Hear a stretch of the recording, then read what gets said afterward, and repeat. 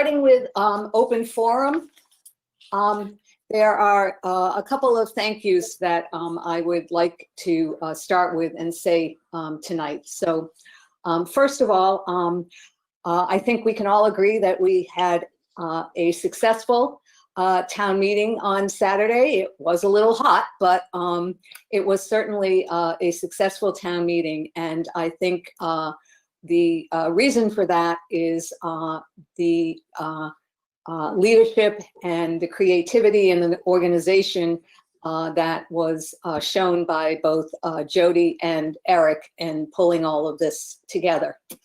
But this was not something that they did alone, and they had a lot of help along the way. So there are a whole bunch of people that I would like to thank who helped put town meeting together and make it as successful as it was. So those people include Patty Doobie, Mike Wells, Jeremy Downs, Dan O'Donnell, Paul Fox, Tom Griffin, Pam Hicks, Mark Miller, Richie Crocker, Jim Antonelli, Nancy Burns, Samantha Gray, Alyssa Ingalls, Andy Sherman, Lynn Cohen, Diane Woods, Pam Florick, Paul Starrett, Jeff Stevens, Andrew McDonough, Joe Roy, Emily Lambert, Tammy Fannin, Heather Fannin, Neil Berenson, Marjorie Berenson, Jane Ritter, Lisa Groves, and Nicholas Ewing. And if I have missed anybody, I apologize. It certainly was inadvertent, but to all of you, thank you for helping us put on a successful town meeting. And honestly, once again, Westford is in the lead, in the forefront of showing other communities how things can be done. So anyway, with that, the next thank you and goodbye is to Mary Blaine. So tonight we say goodbye and thank you to Mary. Mary has been a fixture in town for 32 years. She began in September of 1987 working with Bob Halpin, who at that time was our executive secretary before becoming our first town manager. Mary served in the town manager's office until 1997, when she moved over to the highway department to become its office manager. Throughout her time there, she served as Chip's right-hand woman. And over the years, she was instrumental in ensuring that the town received every last dime that it was entitled to from FEMA reimbursements and Chapter 90 funds. I'm also told that Mary was the champion when it came to decorating the town's doors for our annual door decorating contest. And in fact, her leadership, well, I wouldn't say her leadership, but her ingenuity led Jody to even change the rules at one point in time. The highway department in our town have been very well served by Mary. We are grateful and appreciative of your years of service. We understand that Lake Winnipesaukee and Venice, Florida await your arrival, and we wish you all the best in your retirement. Thank you for your years here in Westford. Jody, I think you want to read? Well, I'd like to say a few things, and I think Chip is out there hopefully too, but I've really enjoyed working with Mary. The reason I changed the rules is because the highway department was winning every year. And so I had to make it a little more level playing field. I don't think she ever forgave me for that, if you're listening, Mary. But one of the things I really admired about Mary is she was extremely thorough. So she would bring me the Chapter 90 paperwork to sign after we were done with all our Chapter 90, which are road maintenance projects. And she would put little stickies everywhere I was supposed to sign, and I would diligently sign, and she'd go outside of my office, and then she'd check, and inadvertently she came in and I missed 2 or 3. So she always took care to double check. I know she helped Chip substantially through the years, particularly with budgeting and that sort of thing. So she was very committed to the town, gave it her all, and certainly we are going to miss her, and we wish her well in the future. So thank you, Mary. And is Chip out there? I didn't see him. I don't think I see him. Eric, do you see Chip? I didn't see him either. He told me he's online. He called in because he was having computer issues. He should speak up. Let's see, I'm texting him. Okay. Let's see if we can get him, because I'm sure he would want to say something.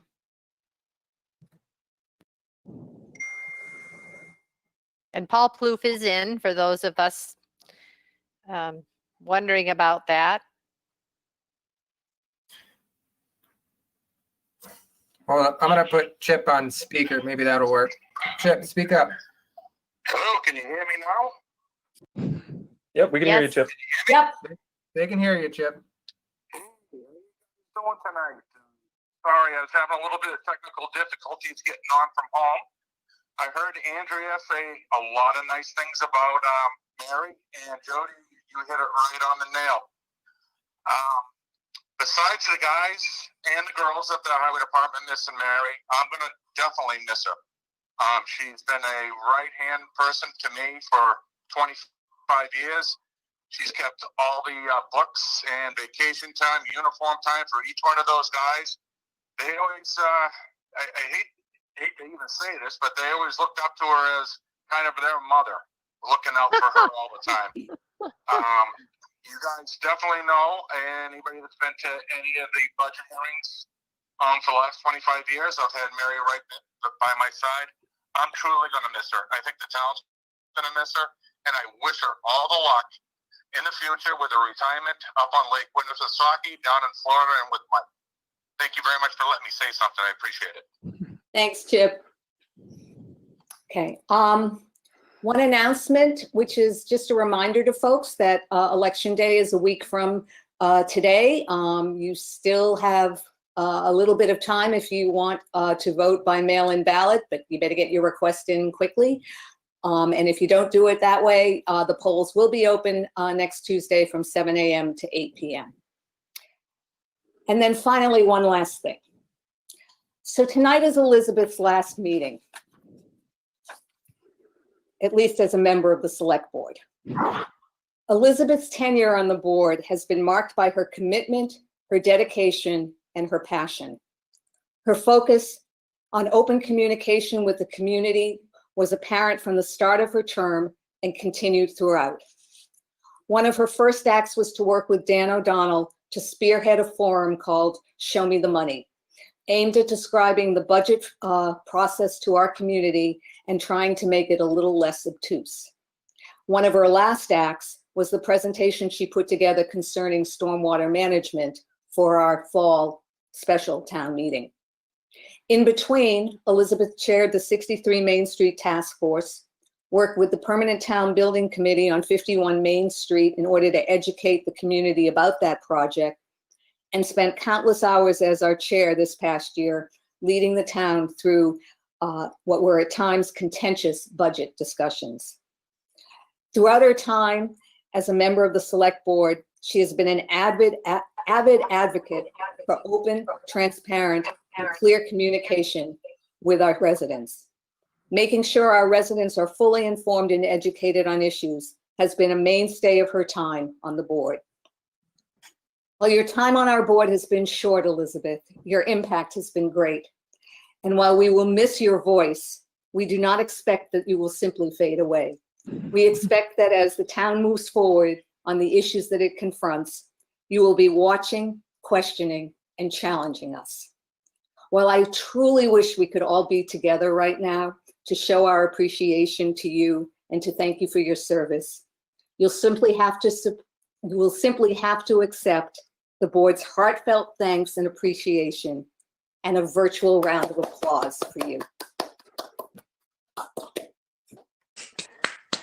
Thank you, Andrea, and thank you to the entire board. It's when people ask me what it's like to serve on the board, I tell them that I cannot imagine serving with a better board than the four of you, and knowing that each of you is here for the right reason and has the best interest of the town at heart, and each of you have taught me a lot about being on the board, about being a public official, about being an elected servant of the town.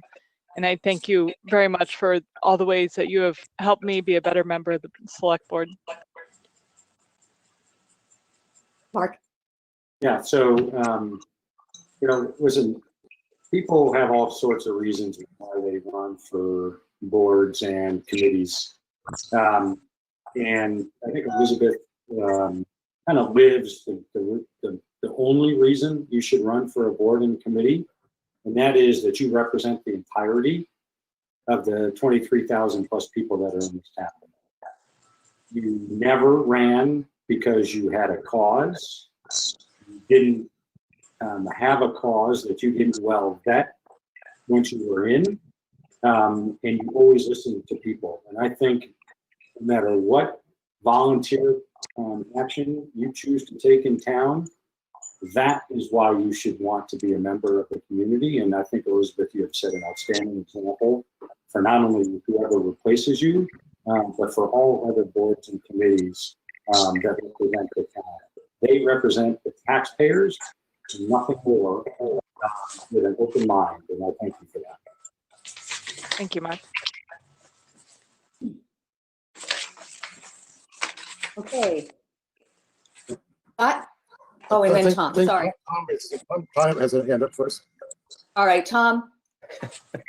I just want to appreciate Elizabeth also. It's been a pleasure serving with you, and I'm inspired by the way you elevated the communication with the community to a new level in all the different ways that you did. I think you've set a high watermark that challenges us to work as hard to communicate with the town and the people we serve as you have. So thank you. Thank you, Tom. So never mind my first.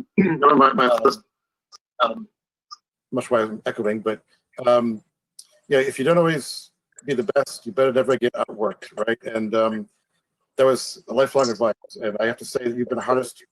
I think every one of you works hard, but you've been exemplifying hard work. Every issue, you don't just learn about it; you dive into it. It's hard with stormwater, just the details that make a really, I think, effective flow chart. Everyone can understand where we're going, why we're going there. That's for every issue. It's not always laying it out for the town. So, yeah, thanks for your hard work for this town as one of those 23,000 citizens. It's been great to have you as leader and as a member. It's been great to work with you. So thanks. Thank you, Scott. Jody. Thank you. I just want to say, Elizabeth, I very much enjoyed working with you, getting to know you.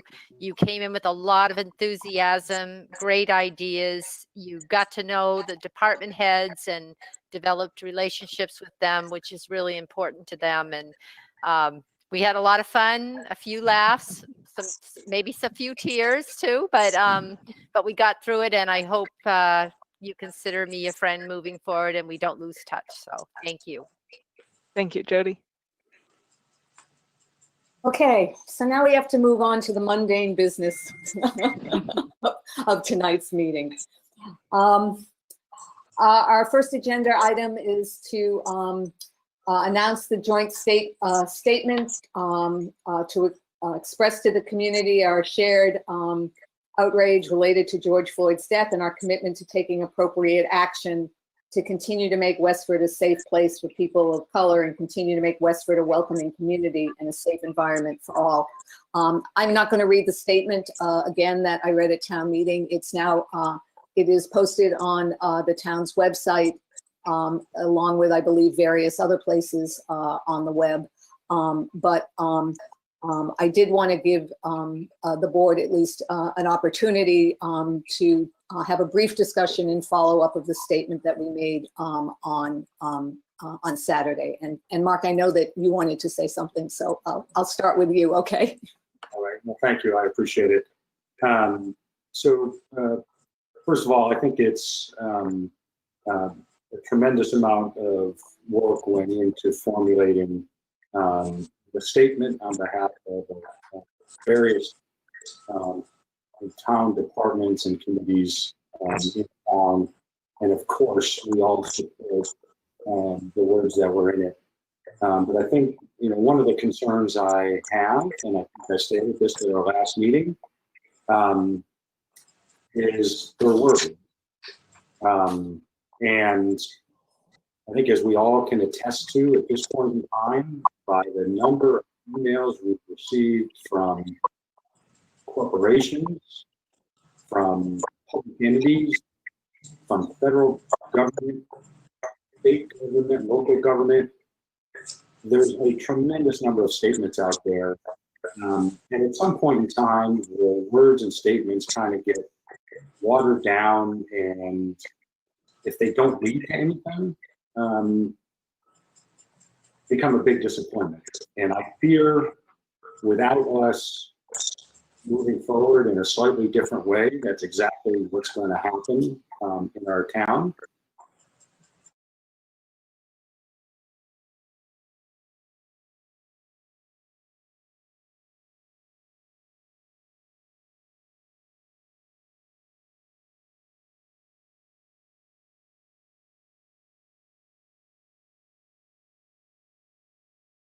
Yeah, Eric, I think people may have accidentally gotten muted. Yeah. I got muted a few times. I got muted too. I lost, Mark, I lost your sort of last state, the end of your statement. Here, I can unmute Mark, I think. Okay. So sorry, did we hear anything? The beginning. I heard the first part. Okay. So the most important part now is our actions. Words are interesting. It's the actions that really matter at this point. And I fear we're not focused enough on the actions. So, I was waiting to see the agenda for the forum on July 7th, which I saw the other day. And I think it's an interesting start, but when I looked at the agenda, that is completely focused on the police department. And while that is likely a piece of the total puzzle for us, it's completely insufficient for us moving forward. We need to focus on what Westford's opportunities are, not what the world's opportunities are, not what the state's opportunities are, but what our opportunities are. There was an email that we received from Mary Claire O'Neill talking about an opportunity or a thought to form a citizens committee that kind of takes on and this responsibility and recommends a series of educational forums, public awareness opportunities, action opportunities across the spectrum for us as a community, not just the police department. And I completely support where she's going with that. And I think we need some conversation about how we might do that, whether it's that exact recommendation or something like it. So anyway, so that's really the point that I wanted to make. I'm glad we made a statement, but it's time to move on from the statement and actually develop a set of action plans. And my last comment is just related to the forum on the 7th. I know that there are 2 of us 5 who are either co-facilitating or panelists. And I just want to make sure that everybody's aware that you are representing yourselves as individuals at that forum and not representing us as a board. Because at the end of the day, we as a board have had no dialogue about the agenda or its contents or who gets to speak and who doesn't. So I just want some clarification on that, please.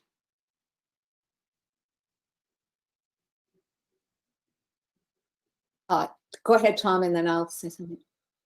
You want to go ahead first? I think we may have been about to say some of the same things. Okay, so a couple of things to respond to. Mark, I absolutely agree with you. Words ring hollow if they're not followed up by action.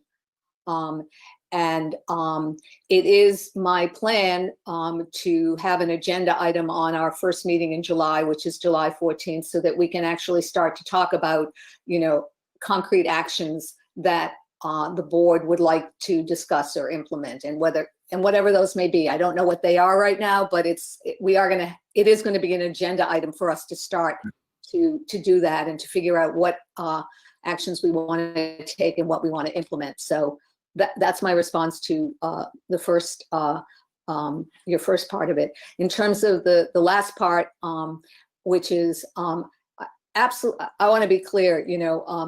If Tom and I are participating in the forum on July 7th, we are not participating as representatives of the Board of Selectmen. It's individually. The Board of I mean, we can listen to suggestions and recommendations that may come out of that forum, but all of that comes back to this board for discussion by this board to make any recommendations or to implement any suggestions that might come out of that.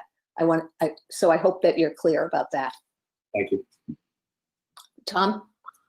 Just a couple other things. Just want to recognize that the school committee is also digging into this and taking on the big responsibility that school systems can have, the big opportunity they have to help address these topics and understand how to make positive action forward.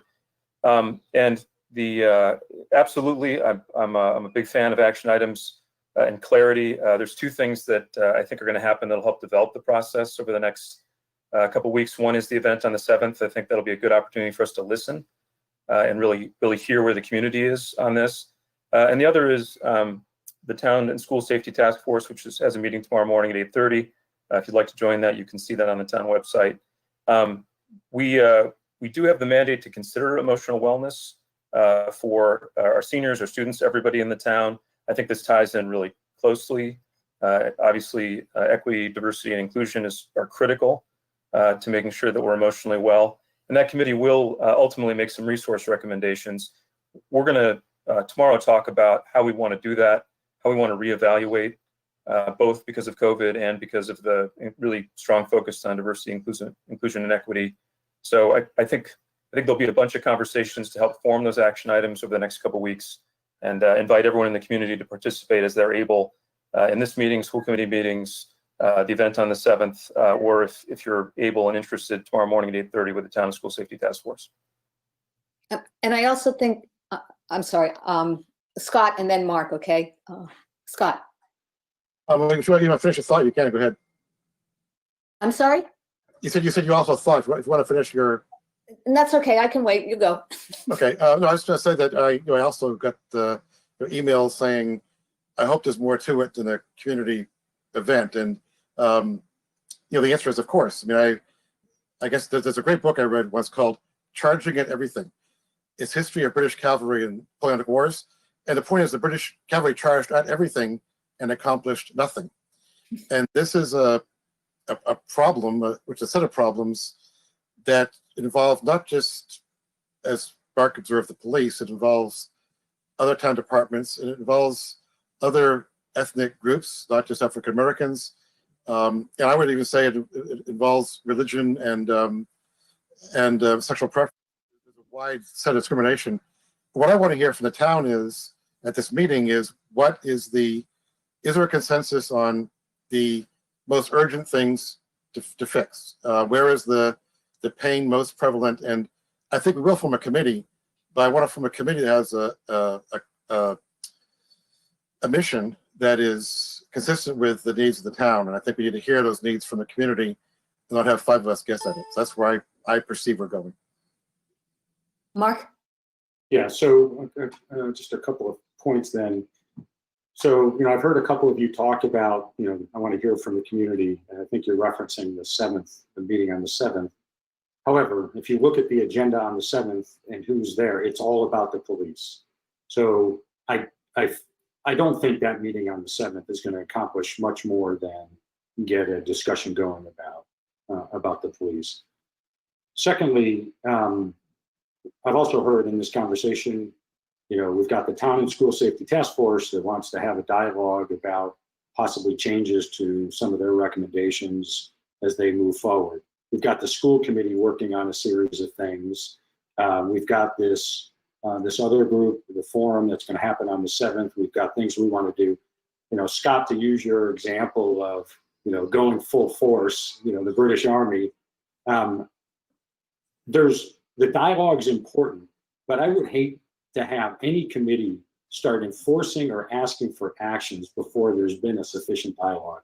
So Tom and Scott, in relation to tomorrow morning, I will be there to hear and listen.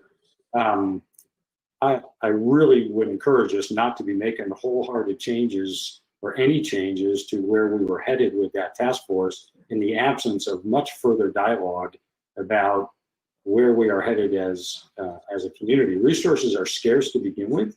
There was a lot of very great things that were already being considered and wanted to move forward. I don't think any of those are negated by what's happened or subverted or pushed aside and made less of a priority. So I think we just have to be really careful that we don't rush to action on certain things without getting just a more full-throated, set of views and inputs from the community at large. Scott? Just to remark to your comment, you're right. There's a lot of investments that we've made, and town meeting approved some more that deal with what I would call physical security of our buildings and communication of folks with those buildings with first responders if they need to, even simple things like a medical emergency. So those were all investments that were prioritized, and you're right, they're very much useful still. The next phase, the mental wellness phase, it does deal with how do we consider staffing for school staff for therapy, for interventions. And let's face it, bigotry has an impact upon mental health. So we need to think about, in the context of the town's actions to deal with racism, how does that affect who we might hire, what the job description might be of somebody working in our schools with our youth. And that's all, now really to be discussed from almost square one in terms of the staffing piece. So Mark sort of dovetailed into what my comment was going to be and what I'm thinking of, which is that there are a lot of there are a lot of different perspectives out there. There are, there's the schools, there's the police, there's the community at large, and I think that we need to figure out, and I think that's part of our discussion, how to bring this all together so that we are all working towards, a goal, and we are all figuring out what the best actions are to take towards that goal. So I do agree with you, Mark. It's not something that we, can say, oh yeah, we're going to, to take immediate action without really thinking it through and without involving all perspectives and all, groups that should be involved. So I agree with you. I do have a comment from Anita Torkin-Wynn, who is one of the organizers. And she does write that she said, I just wanted to send a comment that during our planning meeting, it was decided that this was a community-driven forum versus a town forum. Also, the forum is a community forum with the Westford Police Department, so it is Westford Police focused. Also, lastly, the draft that was circulated was very much a working draft, as indicated in the email. It's not a final agenda. So Nita wanted me to make that point. So I think, we've got a lot of work ahead of us to do, but I think that we're all committed to doing that work. And I think, we'll figure it out as we go along. Okay. Jody, update on COVID-19?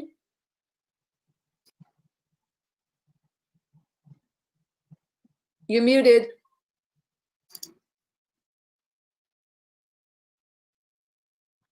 Okay, I'm unmuted now. Yep. Okay, good. So I put in your packet that the the legislature has another law, and it is an act relative to municipal governance, Chapter 92 of the Acts of 2020, and I need you to accept sections 12 and 13 if you support settling with D-Bus on the terms that I think you know about, and this is the next item. But if you're willing to do that, this allows us to pay for a service when the service is not provided.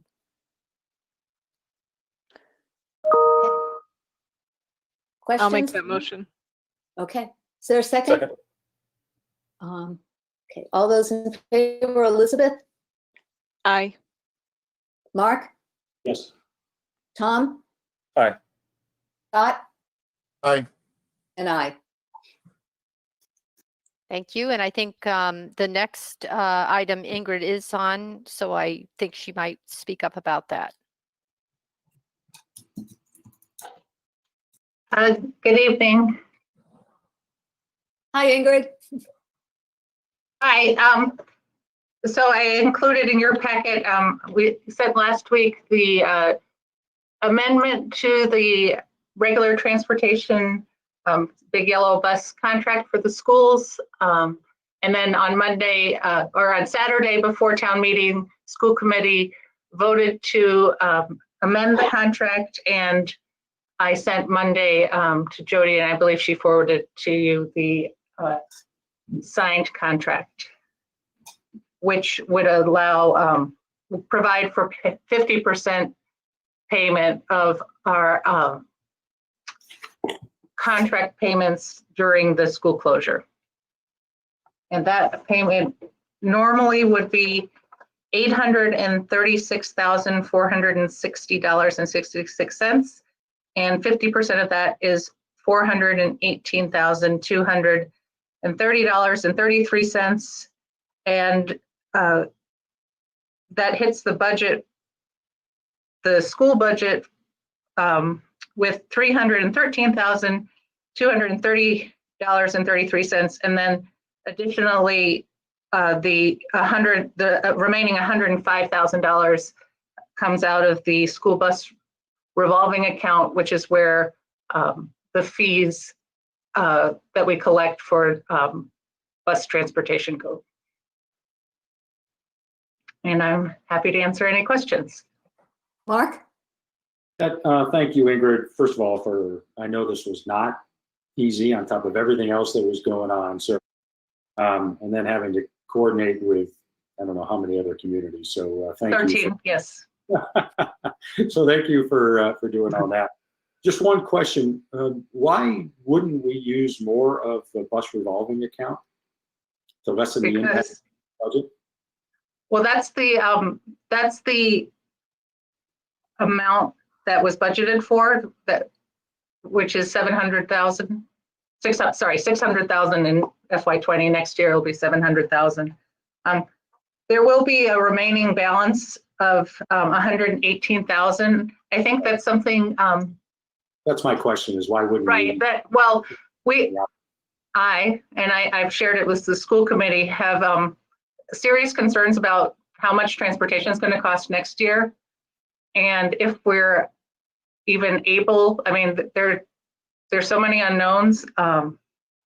It would be my recommendation that we leave that balance of 118,000 in the revolving account at this point to offset transportation costs next year. Okay, so it's just, it isn't a factor that you couldn't use more. No. It's right now the guidance that we're receiving, which of course, as you know, changes daily. And the Commissioner of Education hasn't given his final guidance. It was supposed to be last week. We're hoping this week. But they are talking about social distancing on school buses. Right now, it's every other seat, one kid per seat. We're hoping that changes as we near the fall. But obviously, I mean, D-Bus doesn't even have capacity. If money weren't an object, they also don't have, 36 extra buses to give us to make sure everyone's properly socially distanced. So we do anticipate that our transportation costs will increase next year. Okay, and Andrea, just one more question. Just do we have a sense, Ingrid? I know with the maybe this is for Jody. I don't really know, but related to the CARES Act and the funds that we believe we're going to get, is there any part of the school bus situation that would be able to be applied towards the CARES Act? I mean, my interpretation, if we have additional costs outside of what we've budgeted for, I would argue that that is COVID related. If we have to, if we can't put as many kids on the bus as basically we're budgeted to, if that makes sense. I would agree with that. as long as it wasn't previously budgeted and it's additional costs, yes, it should be covered. Okay, so maybe, depending upon what the rules are, maybe an opportunity for next year. You know, True, and- Andrea, may I say something for a second, Andrea? Oh, yes, please, Bill. Yeah, if you recall, a resident asked the question on Saturday at town meeting if I anticipated some additional costs, and we have about a 45-person team that is working right now on a variety of planning areas, one of them being transportation. And we're looking at routes based on geography, as Ingrid said, limited bus distancing, whether it's 6 feet or 3 feet. That seems to keep changing. So as Ingrid alluded to, sometime within the next 2 weeks, the commissioner is expecting to provide some more substantive guidance to us of what school will look like in the fall. Now, we have also sent out a survey. We're just analyzing that right now to the parents to ask how many parents would feel comfortable sending their child on a school bus or a special education van while there still is not a research-based vaccine available for COVID-19. So we're going to keep the school committee, we're meeting throughout the summer. We're going to keep the school committee and all of you informed throughout the summer of exactly what is happening. Okay, thank you. Scott? So I would echo Mark's thanks to Ingrid. I think it was quite literally shuttle diplomacy with 13 towns on a bus contract. And when we discussed this some months ago, the number thrown out was about 40%. I think 45, actually. Okay, 45. I thought, okay, that seemed reasonable given the fixed cost of the buses, but 50 sounds a lot like, well, let's just split the difference. So I was curious just how we get there. So I signed a non-disclosure agreement and did look at their audited 2019 financials. And I feel that 50 is a good number. It's not just, let's pay half. And I didn't mean to imply that it was the distance. No, I'm not. And I don't take it that way. Sorry if that sounded that way. I apologize. But I just wanted you to know that I did actually see audited financials for 2019. I just think it's important that we've got some number of people listening to this, that they understand there was a process that was going to come in at 50, but that was not necessarily arbitrary. That's I think important to tell taxpayers. Absolutely. Okay, other questions or comments? Okay, seeing none, is there a motion? So moved. Second? Second. Oh, sorry. Can I ask one question before we vote? Oh, Mark, really? I just was looking at my notes. Sorry. So the school committee voted this on Saturday. What was the result, Ingrid, and what was the count? Yes, they voted. The school committee had a posted meeting before town meeting, and they voted 6-1 to support or to add the amendment and to support payment. And can you just share the one that was again, not the person, but the reasoning, if you know it? I wasn't given. Okay, thank you. Okay, I think we had a motion in a second. So all those in favor, Elizabeth? Aye. Mark? Yes. Scott? Yeah, aye. Tom? Aye. Aye. All right. Thank you very much. Thank Thank you, you very Ingrid, much. for all your hard work. Well done. Thank you. Jody, next. Yes, so this is to allow Fuse Westford to expand their outdoor service of alcohol. There was a map in your packet. If you are so inclined, I would just vote it contingent upon the town departments being comfortable with the plan. Is there any discussion? Is there a motion? Motion to approve. Is there a second? Second. Second. All in favor, Scott? Aye. Tom? Aye. Mark? Yes. Elizabeth? Aye. Aye. Okay. Our next item is on the consent agenda, but I think it's a little bit more than just a consent. I think we need to have a discussion, and the request is to fly the Indian flag on the town common flagpole on Saturday, August 15th, 2020, as celebration of Indian Independence Day. So I think, Ryan, I believe that both the applicant, Narain Buxamusa, is on, as well as Ryan Cobley, right, Eric? That's correct. Okay. We had questions about sort of the appropriateness or the legitimacy, legality of flying the Indian flag on the flagpole where the American flag is, not because we are unwilling to do so, but just sort of what the protocol is to do that. So I'm wondering if Ryan could answer our questions about the protocol for flying the flag of another nation along with the United States flag. Yes, I can answer that. Hi, I'm Ryan Cobley. I'm the Veteran Service Officer for Westford.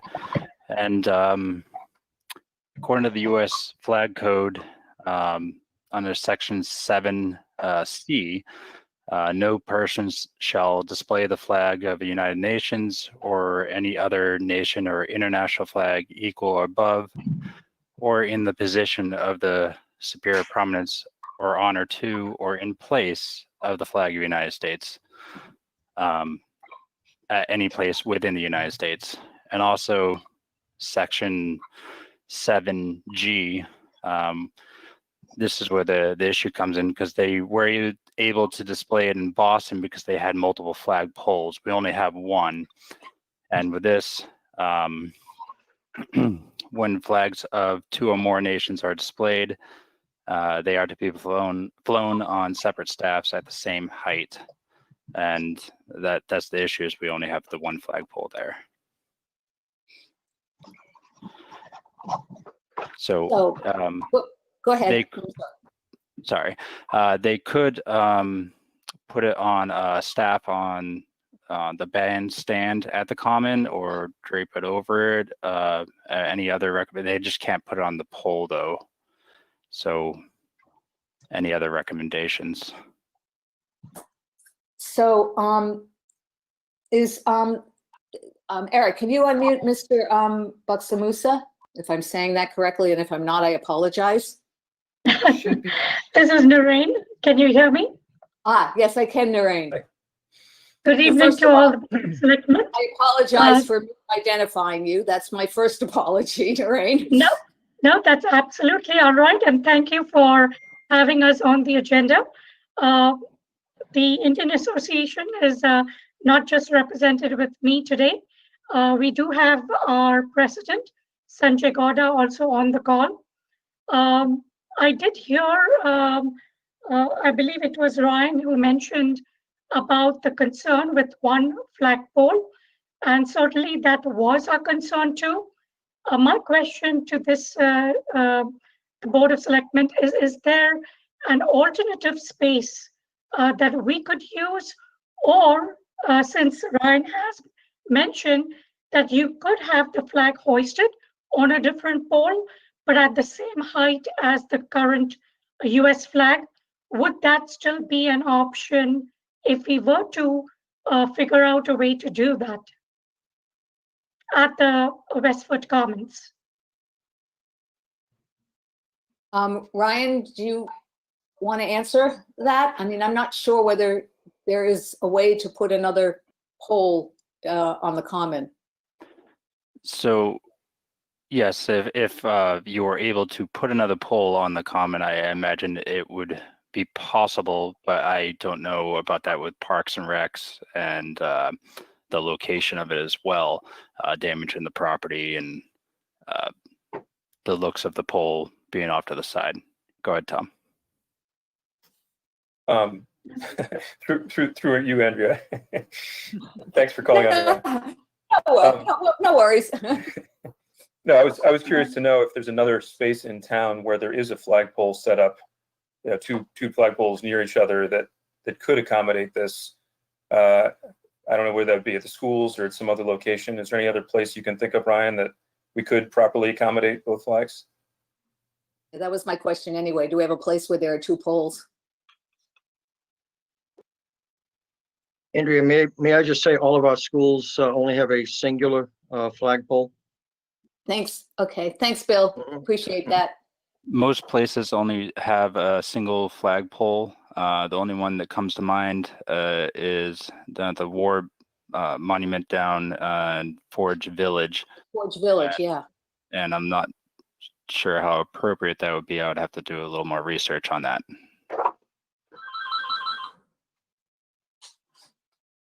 Yeah, that's Okay.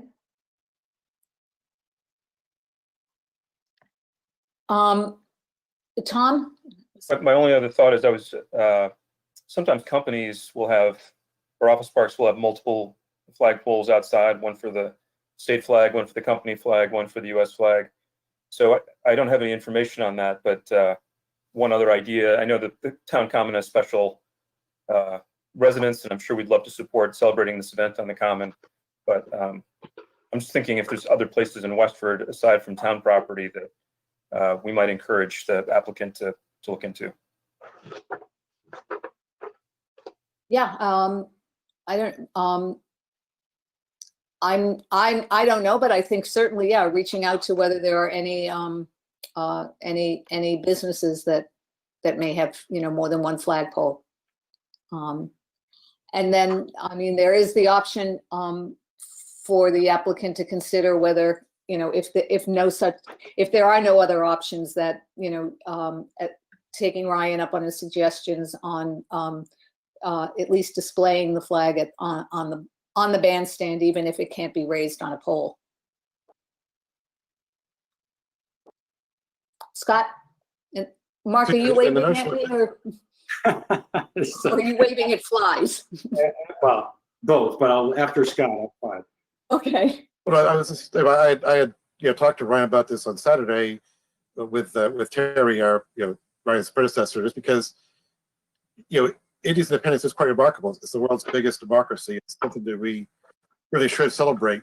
The question is, how can we do it consistent with international flag etiquette? And what we had for a solution, which is not perfect, was if we have the service flag mounts on the bandstand that we use for Memorial Day. If there's a way to have the Indian flag, on that, it would be elevated. It would be mounted. You can almost hoist it, I suppose, in the sense of putting it up there, and you have a central location with the common.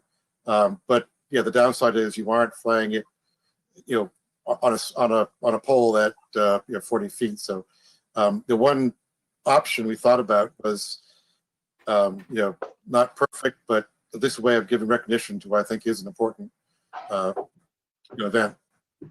Yeah, I think we all want to give recognition to the event. We just need to figure out how we do it in conjunction with, appropriate flag etiquette. Mark?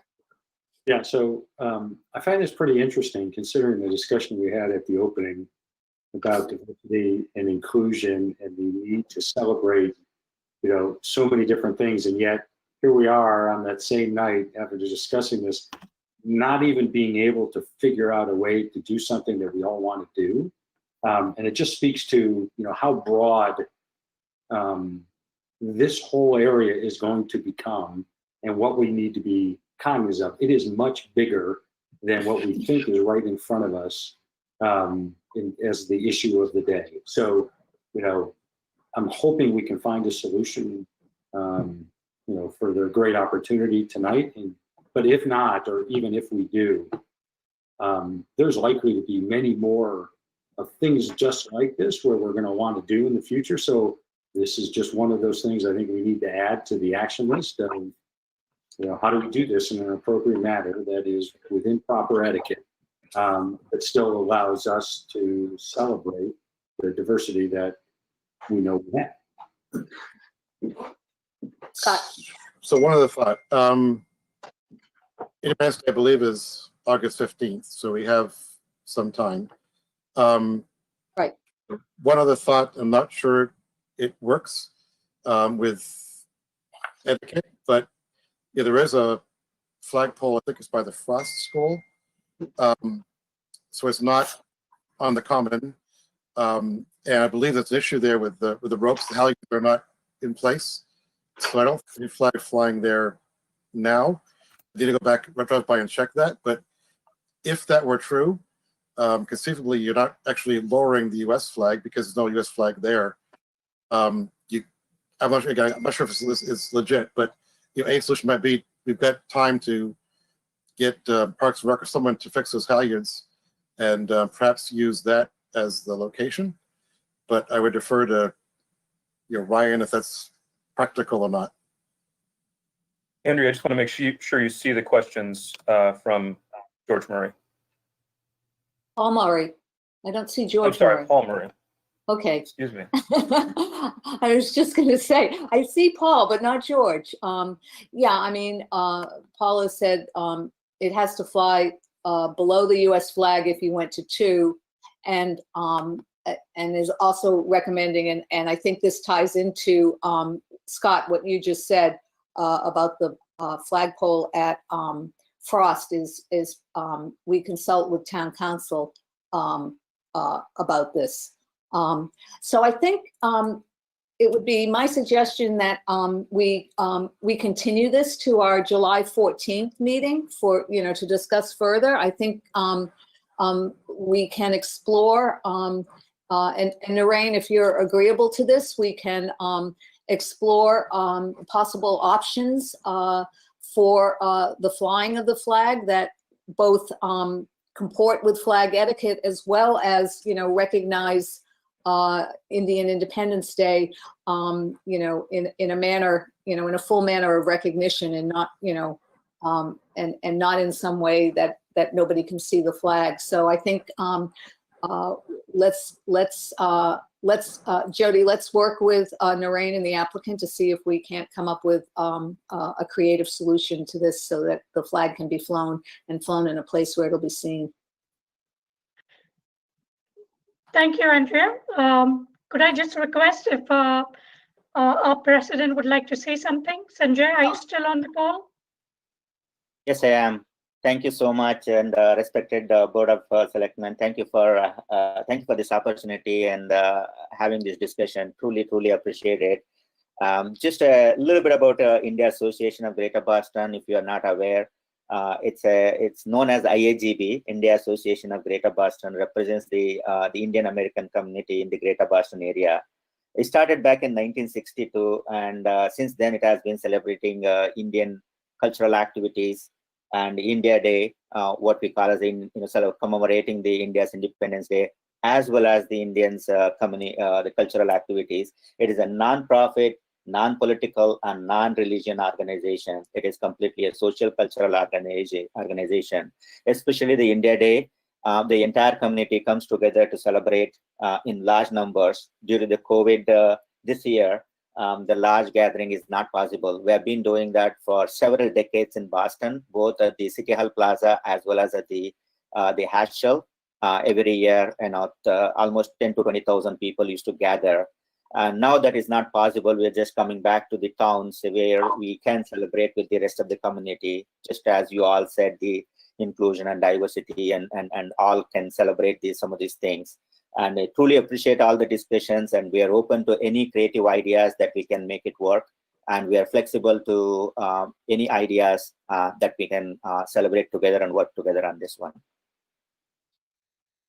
Thank you. I think, I'm hopeful that if we all put our heads together, we can come up with a solution for this so that the flag can be flown and can be seen, and that Indian Independence Day can be observed. So. Andrea, I just want to make one comment. Yeah. I understand that whatever solution the select board committee might come up with may, if there is a need for any kind of costs, we are willing to look into it and certainly contribute to it if that is needed. So I just wanted to. Thank you. mention that. Thank you. We certainly appreciate your generous offer. And we'll certainly let you know. Hopefully we can do this without incurring much costs. And to answer Roberta McGuire, who has posed a question, we will be, one of the things we'll look into is flagpole solutions near the center as well, and whether they can be pursued or not. Okay, so we actually, we're going to continue this for a discussion to our July 14th meeting. Narain, we'll get back to you with an exact time when this will be on the agenda once we formulate the agenda in another week or so, okay? Thank you. I look forward to it. Thank you, everyone on the board tonight. Thank you Appreciate your very time. much. Thank you so much for all the discussions and the opportunity to speak with all. Thank you. Okay, we are at our 7:25 p.m. item, which is a request by the 35 Town Farm Task Force to accept the recommendation in their June 11th, 2020 status report, including the following: construction of a new fire training facility at 60 Forge Village Road, parcel number 02000430000. Approve an MOU between the fire department and the Board of Water Commissioners. Approve demolishing the school department barn and the fire department shed at 35 Town Farm Road. Accept the lot map extend the boundaries at 35 Town Farm Road from 0.68 to 1.6 acres, give or take a few. Approve establishing a historic preservation restriction on the Town Farm building, and support the creation of an RFP for affordable senior housing and a new home for the Westford Food Pantry at 35 Town Farm Road. So I think with that, Ellen, I assume you're out there, and as chair of the 35 Town Farm Task Force, do you want to present? Knowing that we've all read the report, okay?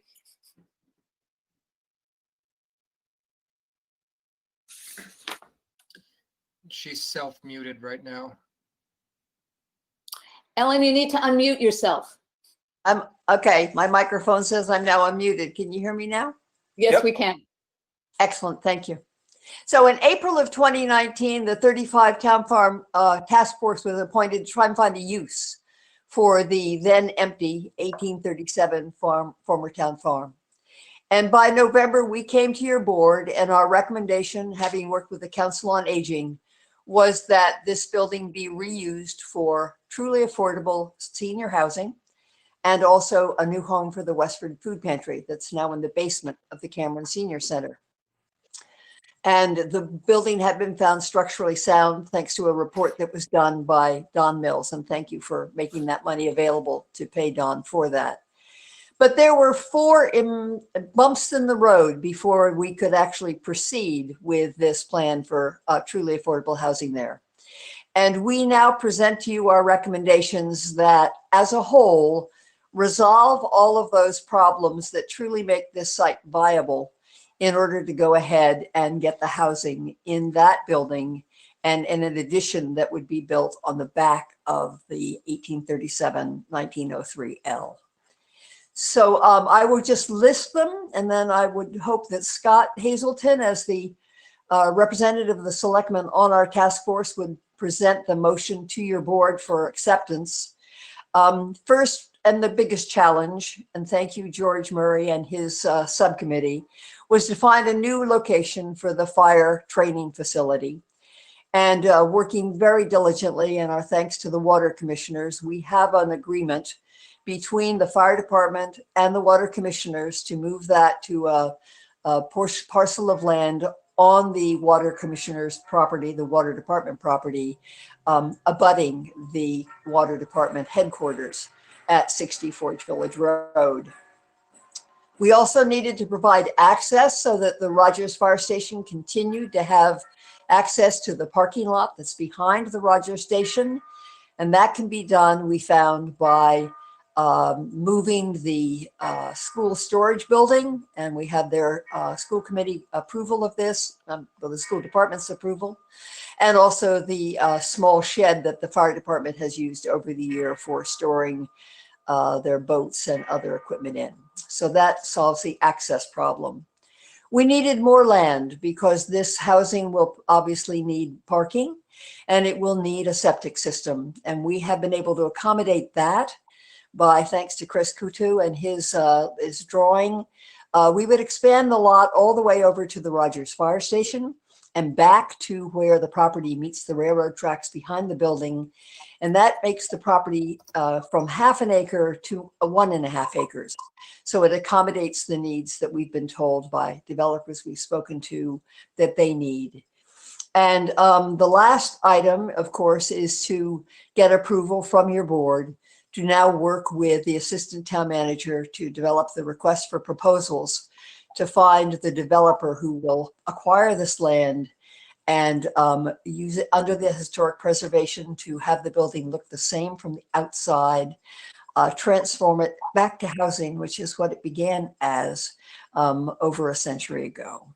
So Scott, I'd love it if you'd make a motion so that could be before the board and then we can have a discussion and I'd be glad to answer any questions. And other members of the task force are also available to answer questions you have. Sure. So the list has disappeared, so I'm not sure I'll get it exactly correct, but I would make a motion that the Board of Selectmen support the recommended actions of the 55 Town Farm Road Task Force to fully implement the establishment of, or reestablishment of that building to be a home for truly low-income, affordable housing for seniors and a home for the Westford Food Pantry. Recognize we may want to take some of these, there's a set of logical items that are corresponding to the property, such as the fire training ground, and I think a separate discussion might be the RFP and the preservation restriction. But the top bunch kind of logically form a whole. But I'll stop talking and wait for a second. Wait. So Scott? Yes. I'm sorry. I'm not exactly sure what your motion is. Well, Ellen had requested I make a motion that we adopt the recommendations as outlined. Since they aren't in front of me, I can't remember them all. I'm saying I would recommend the. Okay. I would make a motion to recommend the items proposed by the 55 Town Farm Task Force to convert the former Town Farm building into affordable housing and a food pantry. Okay, got it. Is there a second? Okay. Now, discussion? Well, the Mark? point. Oh, I'm sorry, Scott, go ahead and then Mark. No, I was going to say, I recognize that we've got a lot of items here and it may be that as chair want to, or members want to take them separately as opposed to one big motion, but that's your discretion, obviously.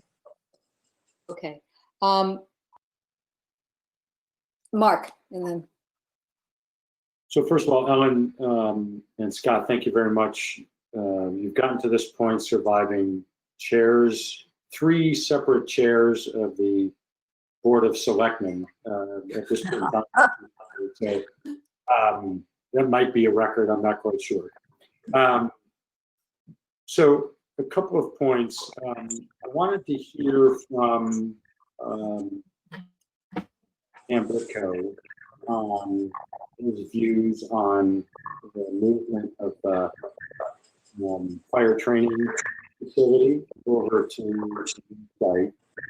And related to that, I received an email or 2 about their concern.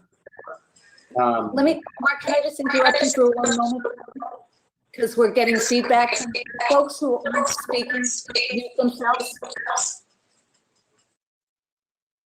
Okay, Mark, sorry. Oh, no, that's pleasant. So I'd like to hear from Dan Bricko about the fire training facility and its new location, and I want to just bring back how we're paying for that. Is my first question. The second one is related to any concerns from the abutters. I know we received maybe 1, maybe 2 emails, but I'd like to hear a little bit more about the meeting that happened with the abutters, if we could. So those are really my 2 main maybe two or three main points of questions. Okay, so Mark, I can speak a little bit about the training facility, and then I will defer the the answers about the neighborhood meeting to Captain Dave O'Keefe, because he was present for that meeting and I was not present. Okay. So as far as relocating the training facility to that location at 64 Village Road, it's certainly an advantageous move. It puts the training facility a little bit closer to the center of town. Response times and accessibility to respond from a training evolution time to an actual incident is paramount. Where we are now works fine. We have some major roads, but we also have the railroad tracks right there. And I know there's been a number of times we've been called to respond down towards 110 or even 495, that area. And we had to either wait for the train to pass through the crossing or go down, go through Granville and get through that way. So by going to Forge Village Road, we kind of take the train tracks out of the equation. It's a little bit better for, response time. It gives us a little bit more room than what we have now. So it would allow us to expand, some of our training activities, if you will. So, I mean, it's fine if we're able to, we've worked hard with the water commissioners. We've had a number of meetings with them back and forth. And I think both sides really worked diligently to come to an agreement on the activities, the time of the activities, the duration, and most importantly, what activities we can and can't do. So, and Andrew, if I can, so just to follow into that, or the second part of my question related to the new facility was the funding. So, at one point in time, I think we felt like that it would be able to be funded through this entire kind of process related to senior housing, low-income housing. Because it's now in a different location, do we have any sense of if that is still true, and if it's not, how this will be paid for? May I address that, Andrea, as the chair? Sure. Yes, please. It has been, since the very beginning, every developer, both developers we've spoken with, and it is unanimous on the part of the task force, that part of the RFP will say that the developer is responsible for paying for the cost of recreating the current fire, the same capability of the current fire facility that's at 35 Town Farm Road in the new site. We hadn't identified it then, but wherever it is, and 64 Village Road is where we want it to be, that will be 100% the developer's cost, including at the request of the water department, any costs that if it needs to be relocated from their property at their request with 1 year's notice, which you will see is in your memorandum of agreement, we would ask the developer to set aside an additional amount of money that would allow that to happen too, without the town incurring that expense. So it will be 100% part of the development cost of the housing project to move that facility to the new site, Mark, and it will not be a cost that the town incurs. Okay, thanks. Scott? So just to clarify, we're not going to duplicate the current training facility because, in fact, the burn tower doesn't even work as a burn tower.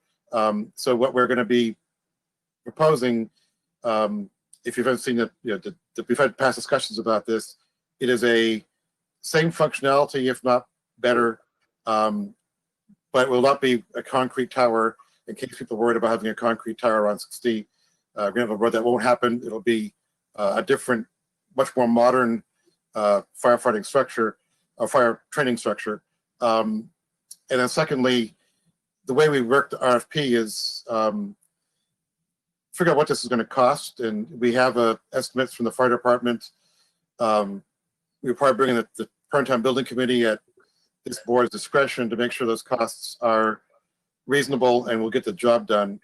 And then developer would give town that money. We would build the training center, not have the developer build it for us. So it's our fire department would be sure to get what they want, not be dependent upon a third party. And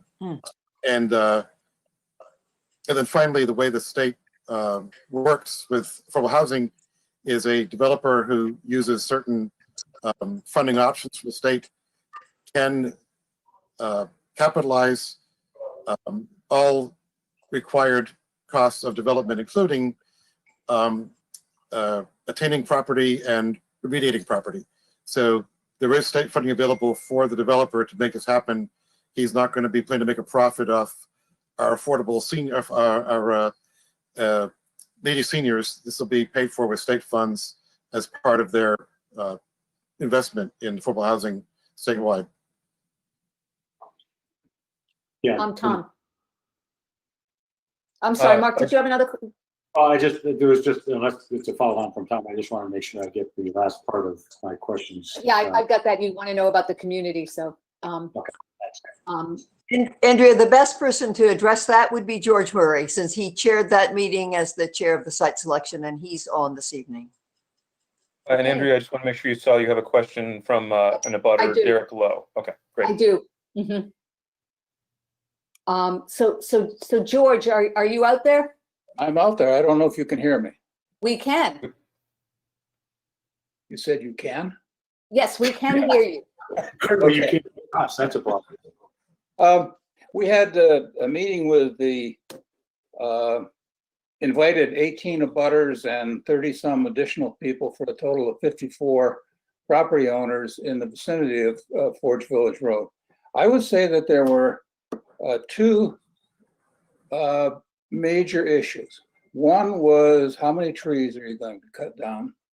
And that was open to a fair degree of confusion because the water department had just finished a tree thinning and clearing operation, which worked out to be almost the ideal location for the training facility. So the answer to that technically is that there will be a few, but we won't know how many until the final engineering is done to make room for parking at the site, and if something has to be done for the water collection tank, but a minimal number. The problem was we had several people in the audience who didn't believe us. Said that, you know, you guys just went ahead and cut all the trees so you could do this. And we said, no, it was two different projects. And so that was a bit of a stumbling block. There was concern about burning. First, there was concern about noise generated at the training site, impinging on the comfort and solitude of the Pine Grove Cemetery. Paul Murray assisted the Cemetery Commission with some extensive sound measurements and also a bunch of lay people like myself standing around the cemetery saying, "Can you hear me now?" And the sound wasn't a problem.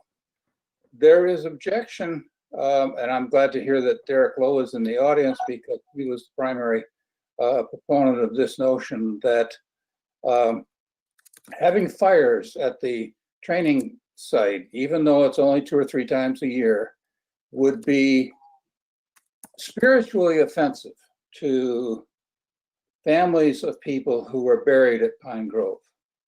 And I'm not sure we're going to be able to come up with an answer that will, satisfy Derek's concern, but we can hear that from him directly.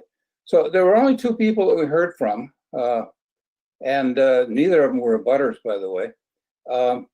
But we had a lot of good exchange of information, and I thought we went away with pretty satisfactory reception by people in the neighborhood. Okay, so let me go to Derek Lowe. And Eric, can you unmute him? He would like to speak. Definitely. Hello, Board of Selectmen. My name's Derek Lowe. Thank you for allowing me to speak tonight. My main concern was regarding,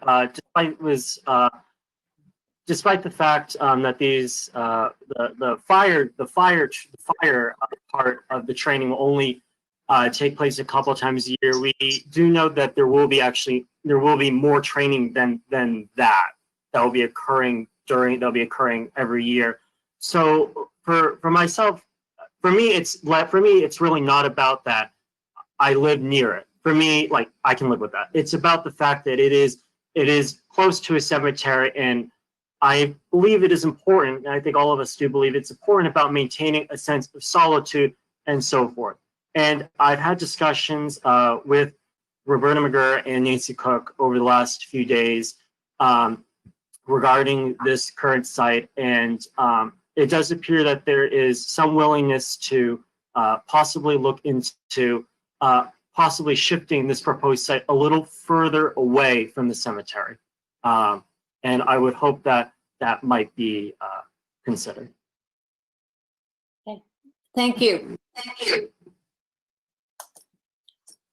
Okay. So Mark, those were your two questions, right? All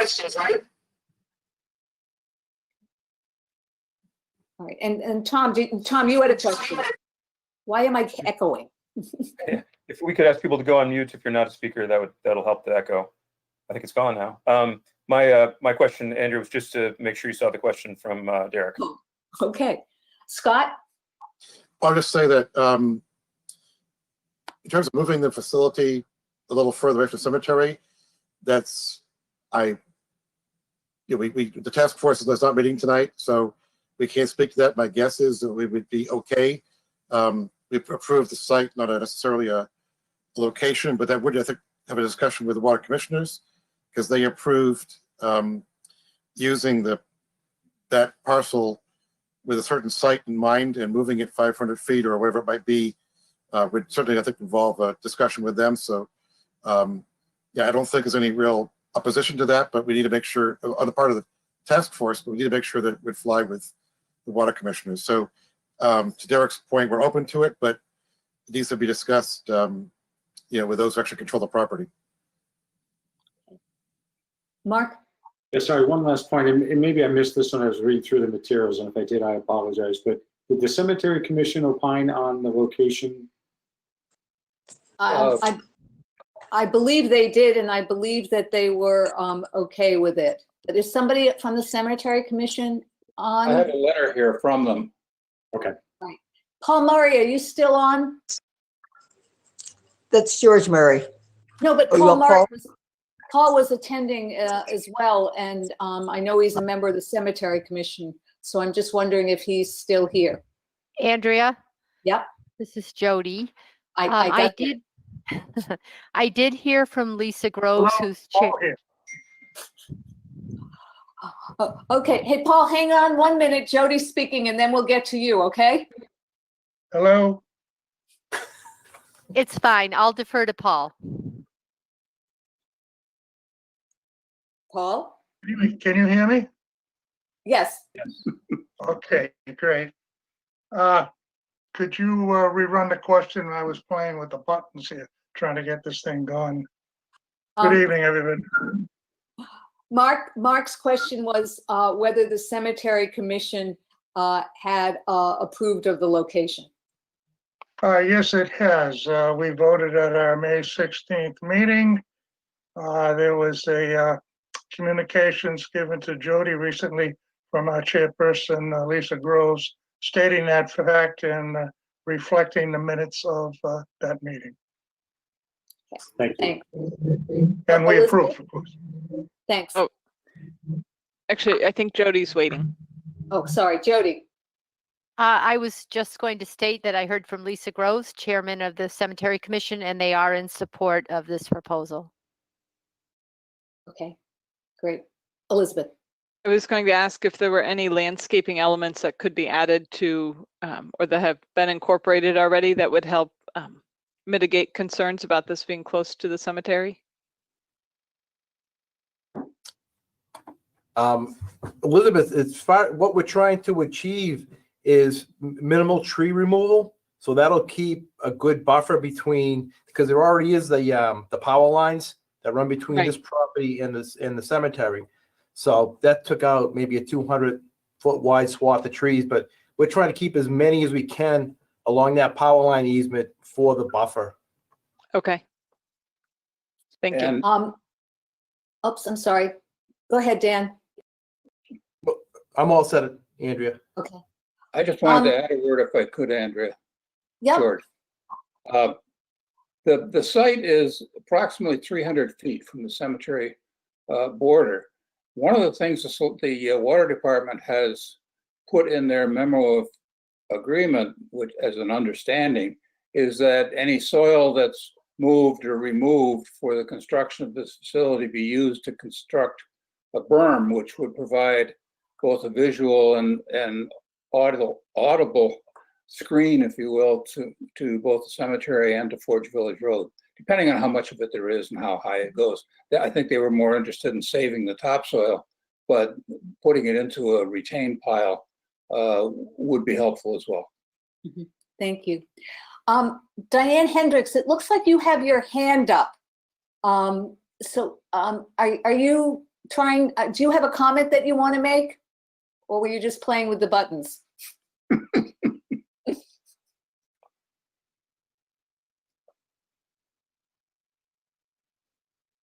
She's got to unmute herself. Diane, you need to unmute yourself.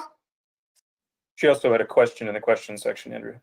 Yeah, I know. I'm not sure if that's her comment. Diane, are you there? Yeah, can you hear me now? Yes. Okay. I had seen on Facebook that abutters were concerned, about the fire training facility. So I went over to the cemetery and spoke to the groundskeeper. And he told me, he said, you would not be able to see, excuse me, the facility from the cemetery. And he was explaining it to me. And he also said that he was there during the test and he said you couldn't hear anything. And when a landscaper nearby turned on their leaf blower or something like that within the cemetery, you could hear that loud and clear. So they were very optimistic about the project. Thank you. Welcome. Chauncey, you sent me a comment that you have a couple of comments about the MOU. Okay, good evening to the board there. I have just a couple of comments here. I got a revised MOU here late this afternoon. I think that was Sam had forwarded that to your packet. Oh, if Steve Cronin or Hugh McGuire is on board, maybe they should speak instead of me for the commissioners. I guess not. I don't know if you did receive the latest revision to the MOU, but I want to make the comment that despite having a Board of Water Commissioners meeting on Saturday, we did not have the latest revisions. So though the Board of Water Commissioners agree in principle, we have not seen the final draft of the MOU. And so we could not take a vote on that MOU. So I just want to clarify that I think Ellen is asking you for a vote and agreeing to the MOU, which the Board of Water Commissioners has not seen yet. The second, May I address that, Madam Chairman? Why don't we let Chauncey, he said he had a second comment, so why don't we let him finish first? Absolutely. Okay, the second comment I have, maybe it's 3 comments, but anyways, I want to stress, though we are again in agreement with having the fire department build a new training facility on the property, we'll make sure that the MOU, yet you understand that the MOU is for temporary use of the land, of the water commissioner, the water department's land, temporary. The use by the fire department is going to be reviewed annually by the Board of Water Commissioners. Will the water department need that portion of the land? We would ask the fire department to move the training facility within 1 year. As such, we don't know when we would need that particular parcel of land. So therefore, it's unknown whether or how much and when the cost for removal of the training facility would be. So we've got two unknowns, the length of the temporary use and the cost for removal. In the MOU, we tried to account for that since we did not want the water department to incur any cost on this training facility. So on the MOU on item number, what is it, 23, we would ask that the Board of Selectmen, through the town, obtain a surety bond guaranteeing those removal costs. Those are the only points I wanted to make sure that the board was completely cognizant of before they voted. Thank you. Thanks, Chauncey. Actually, Mark, before I go to you, I think Ellen wanted to respond, and then I'll go to you, Mark. So Ellen? Yes, thank you very much, Madam Chairman. We actually, and George Murray can confirm this, received an email from the chair of the Water Commissioners this morning saying that the memorandum of agreement as voted by the Water Commissioners was what he was forwarding to your board for your signature tonight. So that's what we're going on. And I don't want to contradict Chauncey, but the chairman has told us that the memorandum of agreement that you have to sign and approve tonight is what the Board of Commissioners has voted on. So we are following Hugh McGuire's lead on that because he is the chair. And he told us that that was approved by his board. And that's why he sent it to Sam this afternoon or this morning. Secondly, we addressed earlier the question of any additional cost if the fire training does have to be moved at any point. That will be incorporated what the developer is asked to gift to the town. And we've checked with Dan O'Donnell, the finance director, and this can be put in a gift account. So if it was 10 years, 20 years, 25 years before the water department needed that land, the money would be there to move it. This is a modular unit. It is actually made to be moved from one spot to another. That's its beauty. So we have anticipated that, and that would be in the RFP and is also addressed in the memorandum of agreement approved by the Water Commissioners and before you tonight. Mark, did you have a comment or a question? Yeah, I'm just like 10 times more confused than I was before. So this is Hugh. So Hugh, hang on a minute, okay? So, Mark. Yeah, so I'm trying to understand. Have the Water Commissioners voted on a memorandum of understanding that is different than what Chauncey just espoused? Because, and so I'd like to know that answer, and then I just have some comments. Okay, this is Jody. Oh, okay, Jody, because I know Hugh's on too, but go ahead. Okay, so I think Steve Cronin, who's on vacation, but he happens to be participating too, he's texting me and he's willing to speak, but what he said is the Water Commissioners did vote on the MOU that is in your packet. It does include the language in number 23 of that agreement that the town would seek a surety bond to provide funding for restoring the site. There's also language in here, number 17, that the developer would also have money set aside if they wanted us to relocate the facility. So that is in the agreement, and I believe that's what they voted, which is in your packet. That's what Steve is telling me. And if you want to speak to him, he's out there too. So Andrea, the point is, you know, there is no other department who is more thoughtful about their planning than the water department in the history of mankind. I find it difficult to believe that the water department doesn't have some sense that over the next 10 or 15 years or 2 years that they're going to need this land. So I'd like to understand with all the detailed planning that they do they really think that sometime prior to the next 10 or 15 years that they're going to need this land? One. And two,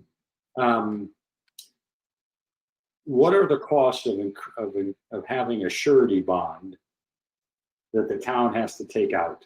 My guess is it's not very expensive, but I'd like to understand that too. So, Okay, so two things. Jody, can you answer the question about the surety bond, and can we get Steve Cronin on the line to answer Mark's first question about whether or not the water department thinks it's going to need this land within the next 10, 15 years? Sure. So this is Steve Cronin. I'm here now. Oh, hello, Steve. How are you? I'm doing well. Thank you for joining us on your vacation. No problem. So the concern the commissioners have is that there could be the potential to have to expand treatment capacity at the Forge Village treatment plant, or we could be required to treat for unregulated contaminants such as PFAS or 1,4-dioxane in the future. So the board would like to retain the right to hold on to the land in the event that we need to treat for those potential contaminants moving forward. The hope is that we never have to. We don't anticipate that we'll need to, but we do know that some neighboring communities are dealing with these problems, and we want to make sure that we're in a position to deal with them if we have to as well. The board is obviously open to using the property or allowing the fire department to use the property for the fire training facility, but as I said, as the custodians of the land, would like to retain the right to repurpose the land for treatment purposes. That being said, they're responsible to the water takers and want to make sure that the water takers don't incur the cost of having to repurpose the property, and would like, whether it's a surety bond or something else, not put that cost onto water takers to redevelop the property or to retake the property if need be. Okay. So the MOU that they've agreed upon is basically in principle to allow the fire training facility to be sited at the 60 Forge Village property, with the understanding that the cost to relocate it, if ever need be, would not be the responsibility of water takers. And Jody, can you answer Mark's second question about the cost of a surety bond?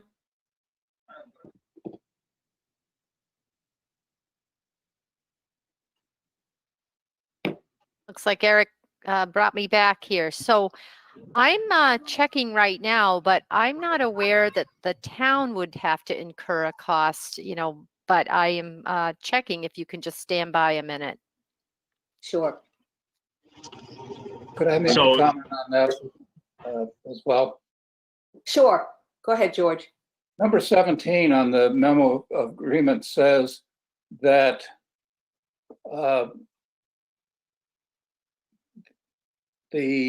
will provide the water department or fire department 1 year to close the facility, remove all structures, foundations, roadway materials, equipment, and training vehicles at no cost to the Westford Water Department.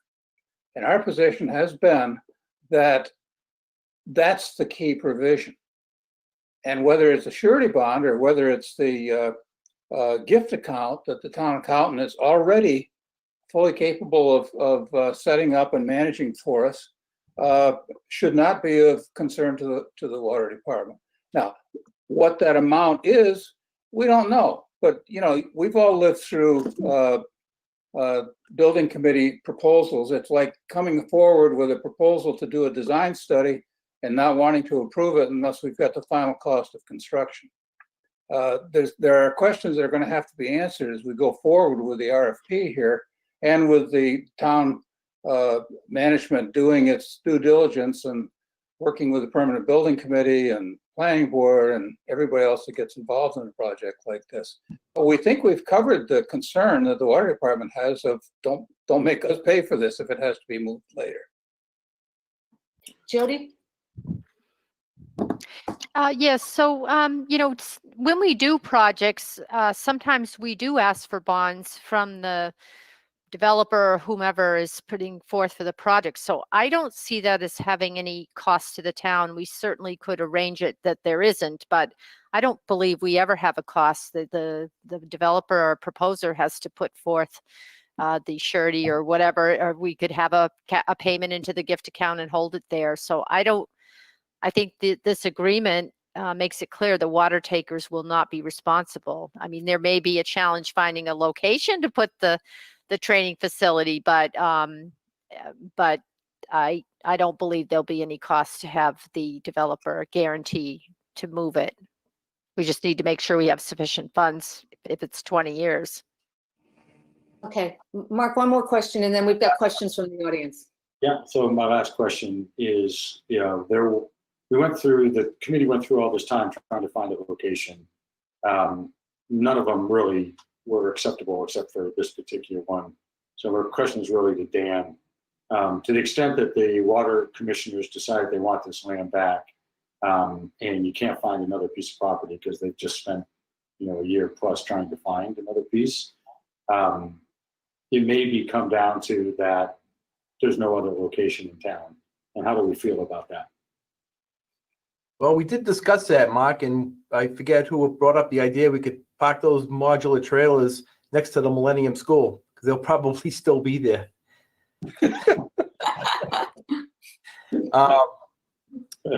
Yeah, I mean, we did, and George Murray he put the boots to the ground, and I think he looked at over 300 different sites throughout the town.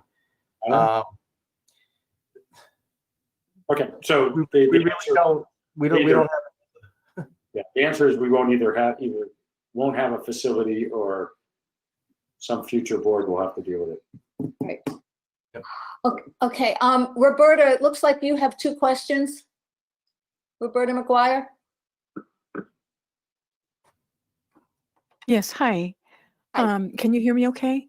Yep. Okay. Yeah, the question I had was for Eric. Eric and I had been talking back and forth about the RFP, and Eric, are you there? Yes, I I don't am know if here. Eric can talk. Hi, Eric. He is Roberta. He's in the background. Okay. Yeah, I see his screen. Yeah, I was just wondering if there were ways that in the RFP that sometimes this is addressed or partially addressed, what we were just talking about.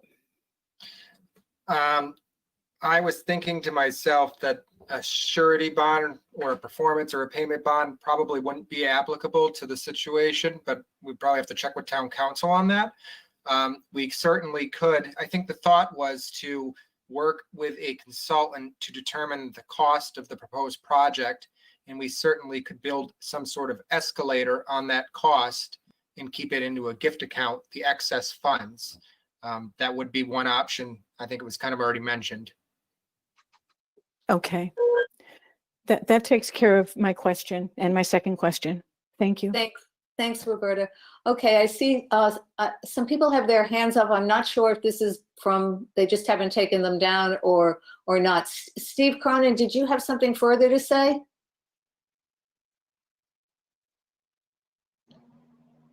No, not at this time. Okay, so I can take your hand. Okay. And then Roberta, we did. Chauncey, did you have something further you wanted to add?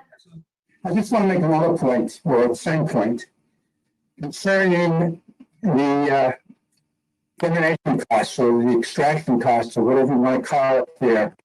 I am concerned about this scenario here where Steve had mentioned that we might have an issue with a contaminant. He mentioned PFAS. Just as the town of Littleton here had to build a separate plant to treat PFAS, they weren't expecting that. I don't know if we can foresee the need to build a treatment plant to handle that particular contaminant. That's why we had made that provision that we could review the use of the land every year, just in case we had a situation where we had to build a treatment plant for an unspecified contaminant. Now, the issue is if we did have to build a separate treatment plant, we probably would have to build that within a certain period. I'm concerned that within that certain period, whatever period we're talking about in the future 5, 10 years, the cost for removal is going to escalate to some amount. If we had some amount in the gift account that George has referred to, that amount may be insufficient to cover the cost of restoring the site. So if there are insufficient funds and we need to get that land repurposed within, say, a year, who's going to come up with the shortfall? And yet we have to build a separate treatment plant. So we can't move forward to build a treatment plant because whatever funding, the gift amount, is insufficient to do the complete removal of the training facility. So that's going to leave the land in limbo until whoever gets the shortfall funded.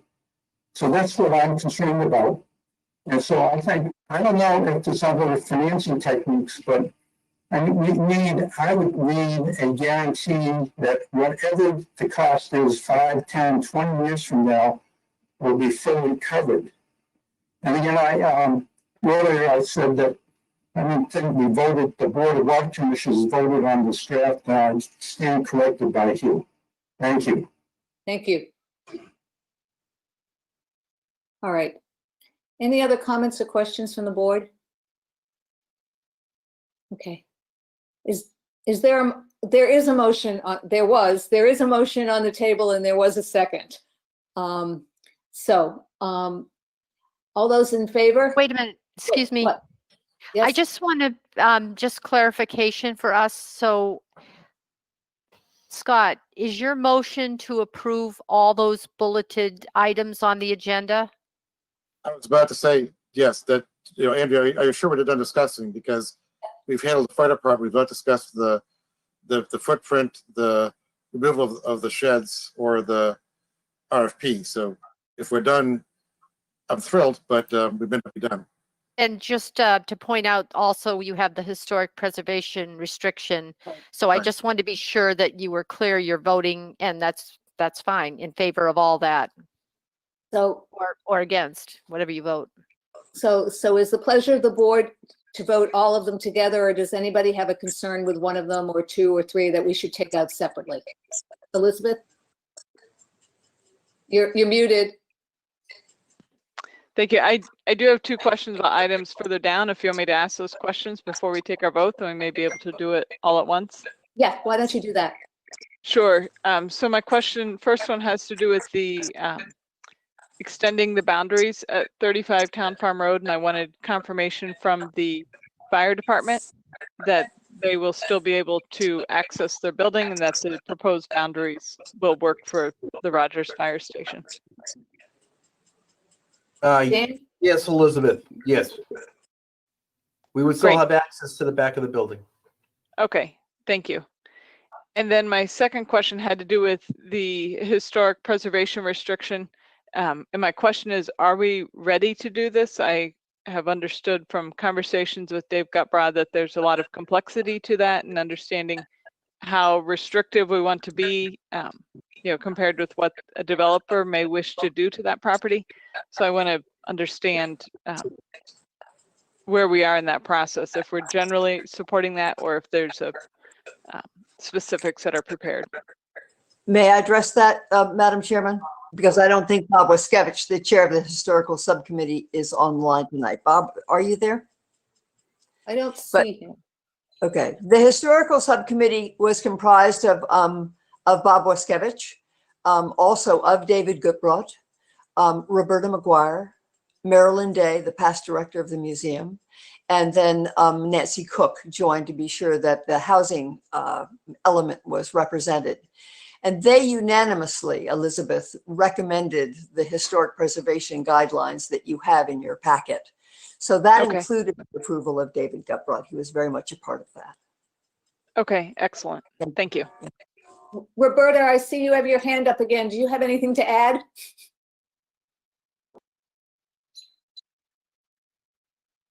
Yes, I wanted to add that my understanding is that the historic preservation restriction would be as a condition of sale.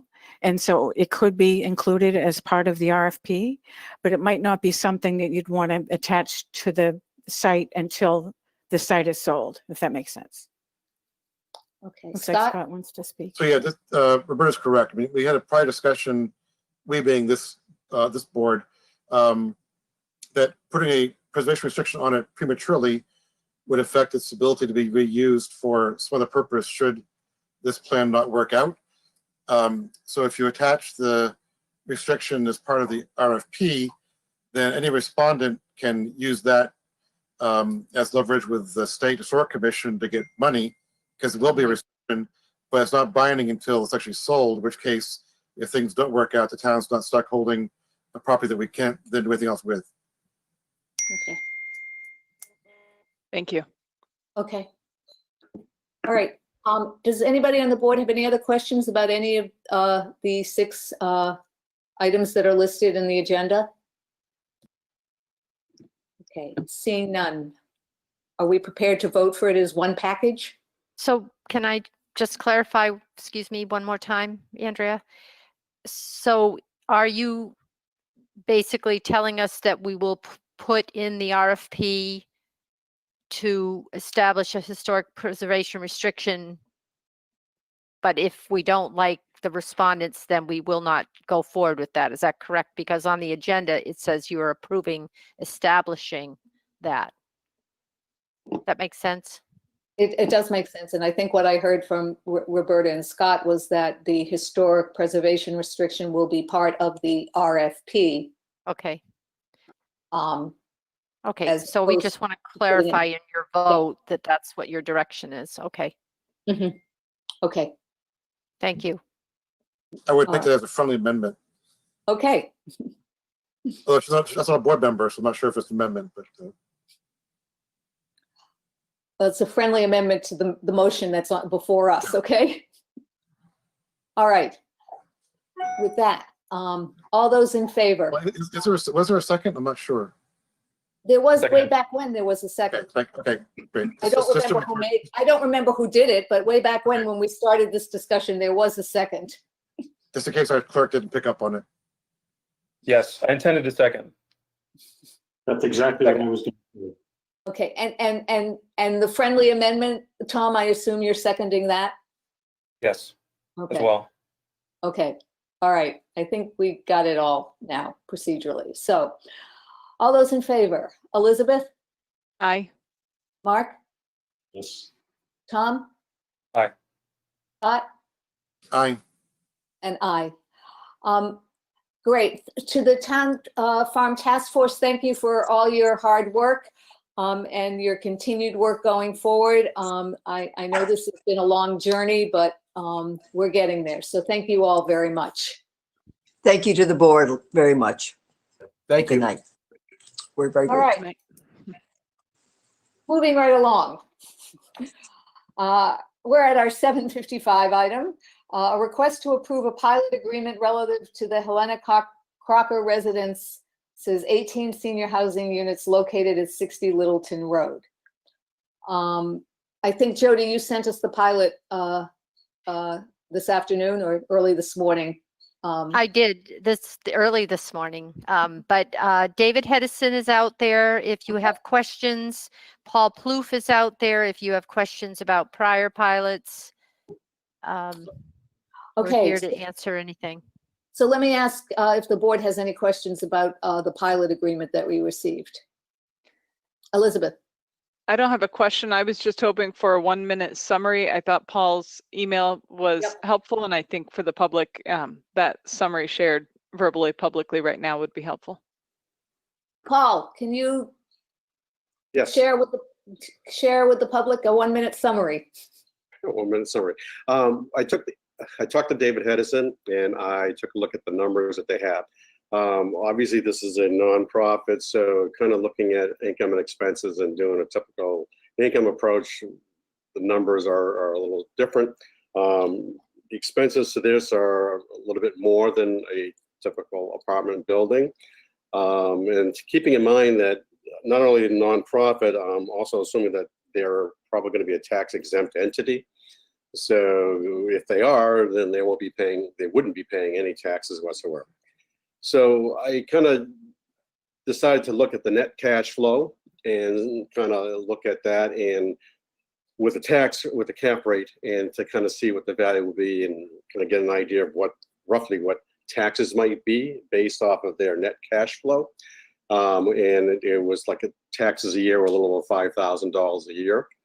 And looking at, Jody asked me this morning to look at some of the other pilot agreements. The last one we did was at Stony Brook. A lot of those are half the tax rate plus $100 times the number of bedrooms.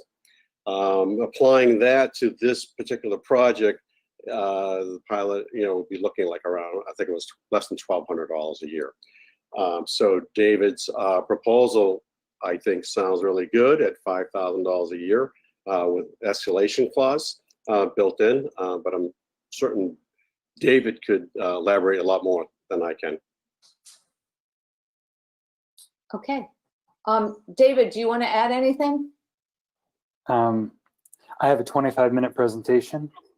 Not happening. Good evening, everyone. No, I have nothing else to add, but I just want to say thank you. This is the one place where I want to make sure we're giving back our fair share that we can afford. $5,000 was a number that worked in the pro forma, and by having the automatic 1% escalation, we're upwards around $8,000 a year by year 15. So I do appreciate your support, or if supporting this pilot. I won't talk anymore. Thank you. Not that you, no, thank you for all your effort. Not that you're not going to talk anymore. We appreciate it. Jody? And just for the public, this will go to town meeting for ultimate approval. Right. Okay. Any other questions from the board? Okay, seeing none, is there a motion to approve the pilot agreement? Subject to town meeting approval? So moved. There's a second? Okay. All those in favor, Scott? Aye. Tom? Aye. Mark? Yes. Elizabeth? Aye. Aye. Thank you very much, David. Appreciate all your effort and your help on this. Okay, we are at our 8:05 p.m. item. It is a public hearing for a potential nuisance dangerous dog. And at this point, I am recusing myself from this hearing. So Tom, as the vice chair, is going to take over and run this hearing. And I'll be back when you're done. That's great. Thank you, Andrea. I think I first need a motion to open the hearing. I'll make a motion to open the public hearing. Second. Okay, all those in favor, Mark? Yes. Elizabeth? Aye. Scott? Aye. And I'm an aye. And I know we've got our counsel, Brian Riley, on the line. Thank you, Brian. Welcome. Maybe I can outline what I think is going to happen next, Brian. You can correct me if I get anything wrong. I think we're going to first swear in the folks that have made the complaint and hear from them. And the board will have an opportunity to ask questions.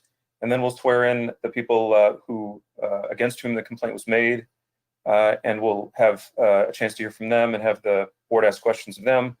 And then I think we'll want to hear from animal control, hear what their perceptions are, and have the board be able to ask questions. If there are other people who wish to speak, we can recognize them at that time. And then I think we go into deliberation, and we'll ask your help, Brian, to remind us then what the options are that we have in front of us. Does that sound right? That sounds right. That sounds right. So when you've heard from everybody who wants to talk, then you can close the evidentiary part of the hearing.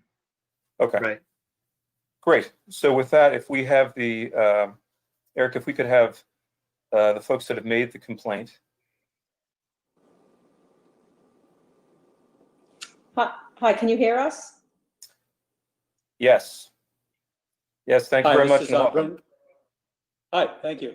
Brent Tingle from 3 Hutchins Way, and go ahead. And Joanne, 3 Hutchins Way. Great. Now I want to make sure I get the procedure right, Brian. How do we swear them in, or do we have Patty do that? Our town clerk? It's either, you're serving as chair, you could do it, or I can do it if you like. Okay, why don't you go ahead, Brian? Okay. Thank you for joining us, Mr. and Mrs. Tingle. And I would ask you to I'm just going to swear you in as if you're at a court hearing or something. Do you solemnly swear that the testimony you're going to give before the Board of Selectmen is the truth, the whole truth, nothing but the truth, so help you God?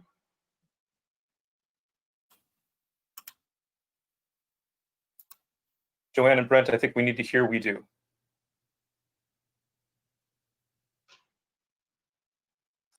Eric, can you see if they've accidentally been muted somehow?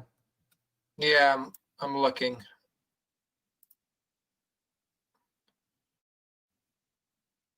All right, we had There a we go. pop-up on the screen and it muted us. Can you hear us now? Yes, we can. Yes. Sorry about that. Okay, so I heard the oath as administered by Brian, and yes, I swear to tell the truth. I do too. I swear to tell the truth. Okay, very well, Okay. thank you. Just to note, the statute does require that testimony at this kind of hearing be under oath, so I appreciate that. So I guess if I'll jump in, Tom. Mr. and Mrs. Tingle, the board has the complaint that you filed, which led to this hearing, was very detailed. I'm not going to ask you to read from it because we have seen it, but if there's anything else you'd like to bring to the board's attention, any other statements you want to make, this would be the time. Sure, just a couple of points of clarification. We try to be pretty detailed, as you pointed out, Brian, when we drafted the complaint. It's my understanding, based upon what we were advised today, that the Burns family has returned the male dog to the breeder. In this case, they no longer own that dog. At least that's what's been reported to us. It was further reported to us that they apparently do not intend to participate in the hearing tonight. Nonetheless, we felt compelled to go forward with the hearing, even though they may have rehomed the male dog, because contrary to what they have apparently reported, the female dog was an active participant in the attack, as was the male dog. It was both dogs. Clearly, I confirmed it with my son today again, and I spoke to Ms. Burns by telephone after she finally came forward on the evening in question. She did not come forward initially.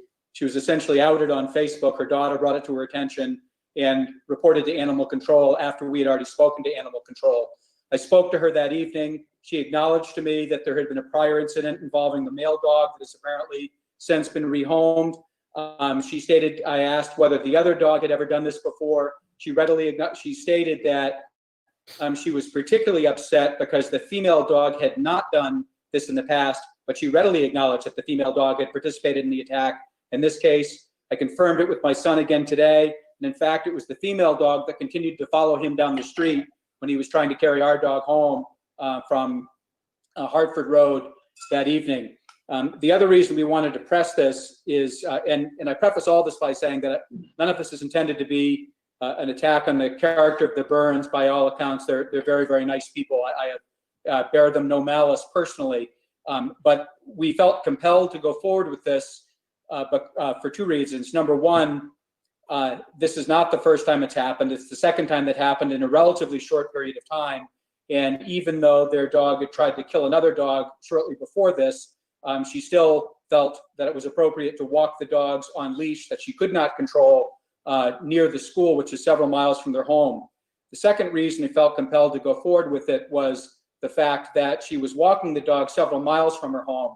I think a reasonable inference is that she was doing so because the dogs had tried to kill another dog in their own neighborhood, and she was essentially exporting the problem elsewhere on the evening in question.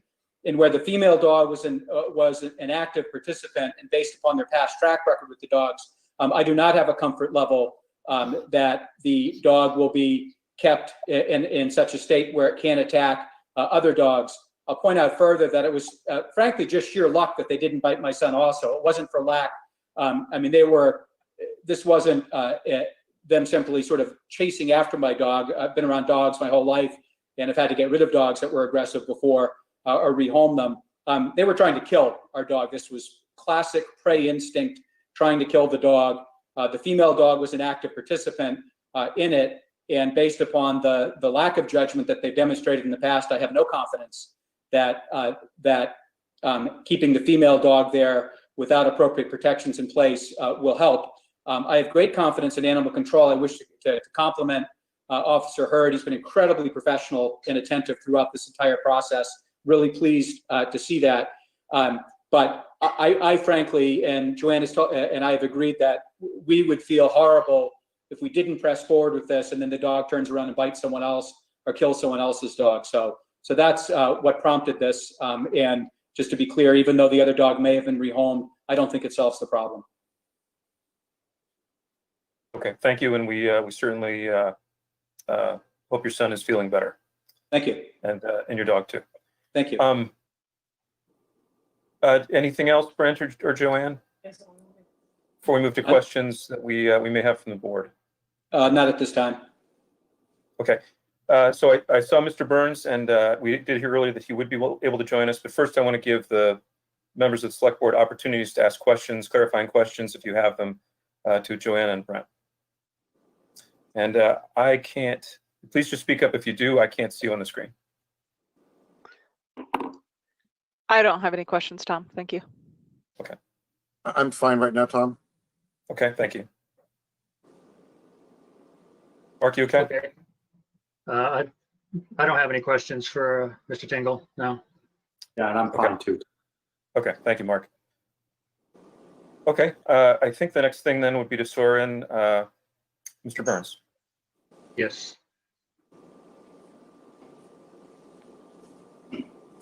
Hello, Mr. Burns, welcome. Hi, Mr. Burns. This is I'm Brian Riley with the Town Attorney's Office. This hearing by statute does require testimony to be under oath. So I'm just going to give you a quick oath, and if you can say yes to acknowledge that you heard me.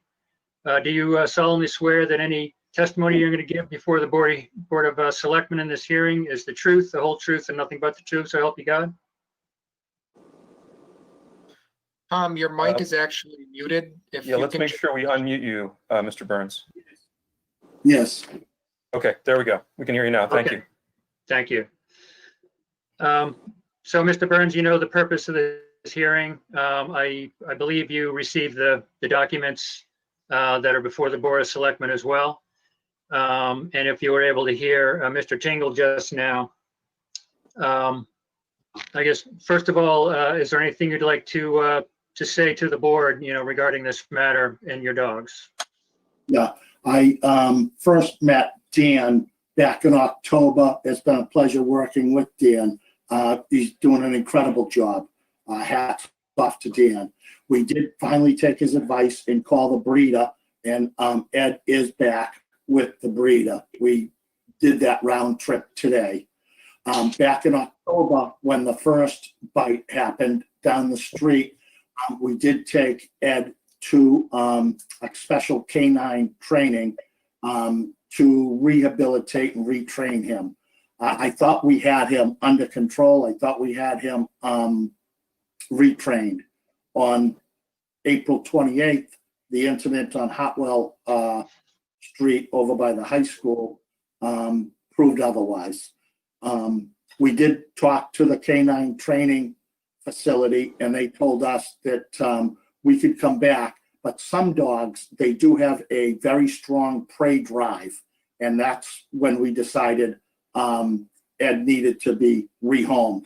We talked to a bunch of different German Shepherd rescue leagues and came up with the best option for Ed. Ed's a lovely dog, very nice dog, really good with kids, family, people dog. He does have a very strong prey drive. And we decided it best that he move back to the breeder, and the breeder would rehome him. So that did happen. The other dog, Ayla, is 8.5-year-old female. She's very timid, a very family dog, no incidences. She does bark, but not aggressive at all. On that day, on April 28th, Ayla did not touch the Tingles dog. There was barking, but she did not touch the Tingles dog. My wife was there, and she is here now. And we're very sorry for what had happened. And we hopefully we did call animal Officer Dan that night and the Tingles as soon as we found out. Brian, this is Nancy Burns. Can you swear me in so I can testify? Certainly, Ms. Burns. Do you solemnly swear that the testimony you're about to give to the Board of Selectmen in this hearing is the truth, the whole truth, and nothing but the truth, so help you God? Yes, I do. Yes. All right, thank you. So Go ahead. first of all, I do want to apologize to the Tingle family. I know that this has been a terrible thing for their dog, their son, their whole family. I went through this as a teenager, and I understand how this feels. The day in question, I had both dogs on Hartford Street. I knew it was a quiet road. I was walking towards the elementary school because we had been using the elementary schools because all the playgrounds were closed. There was nobody there. So my husband and I often walked our dogs around the playgrounds. I went on Hartford because I know historically it's a very quiet street. I did see Sam and Charlie walking towards us on the other side of the road, and I attempted to correct my dogs and turn around when I was overpowered. I was pulled across the street.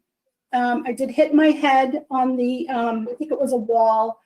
With my dog above me, my male, he had Charlie, and I reached up and I grabbed him by the scruff of the neck and I yelled at him. He released Charlie, which Charlie then ran to Sam, and Sam picked him up.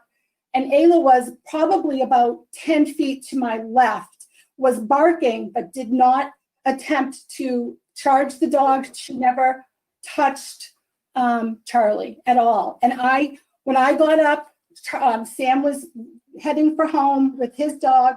I took both of my dogs by the leash and we headed back to the car. I came into the house and I explained to my family what had happened. I had no way to get in touch with Mr. Tingle and his family about what had happened.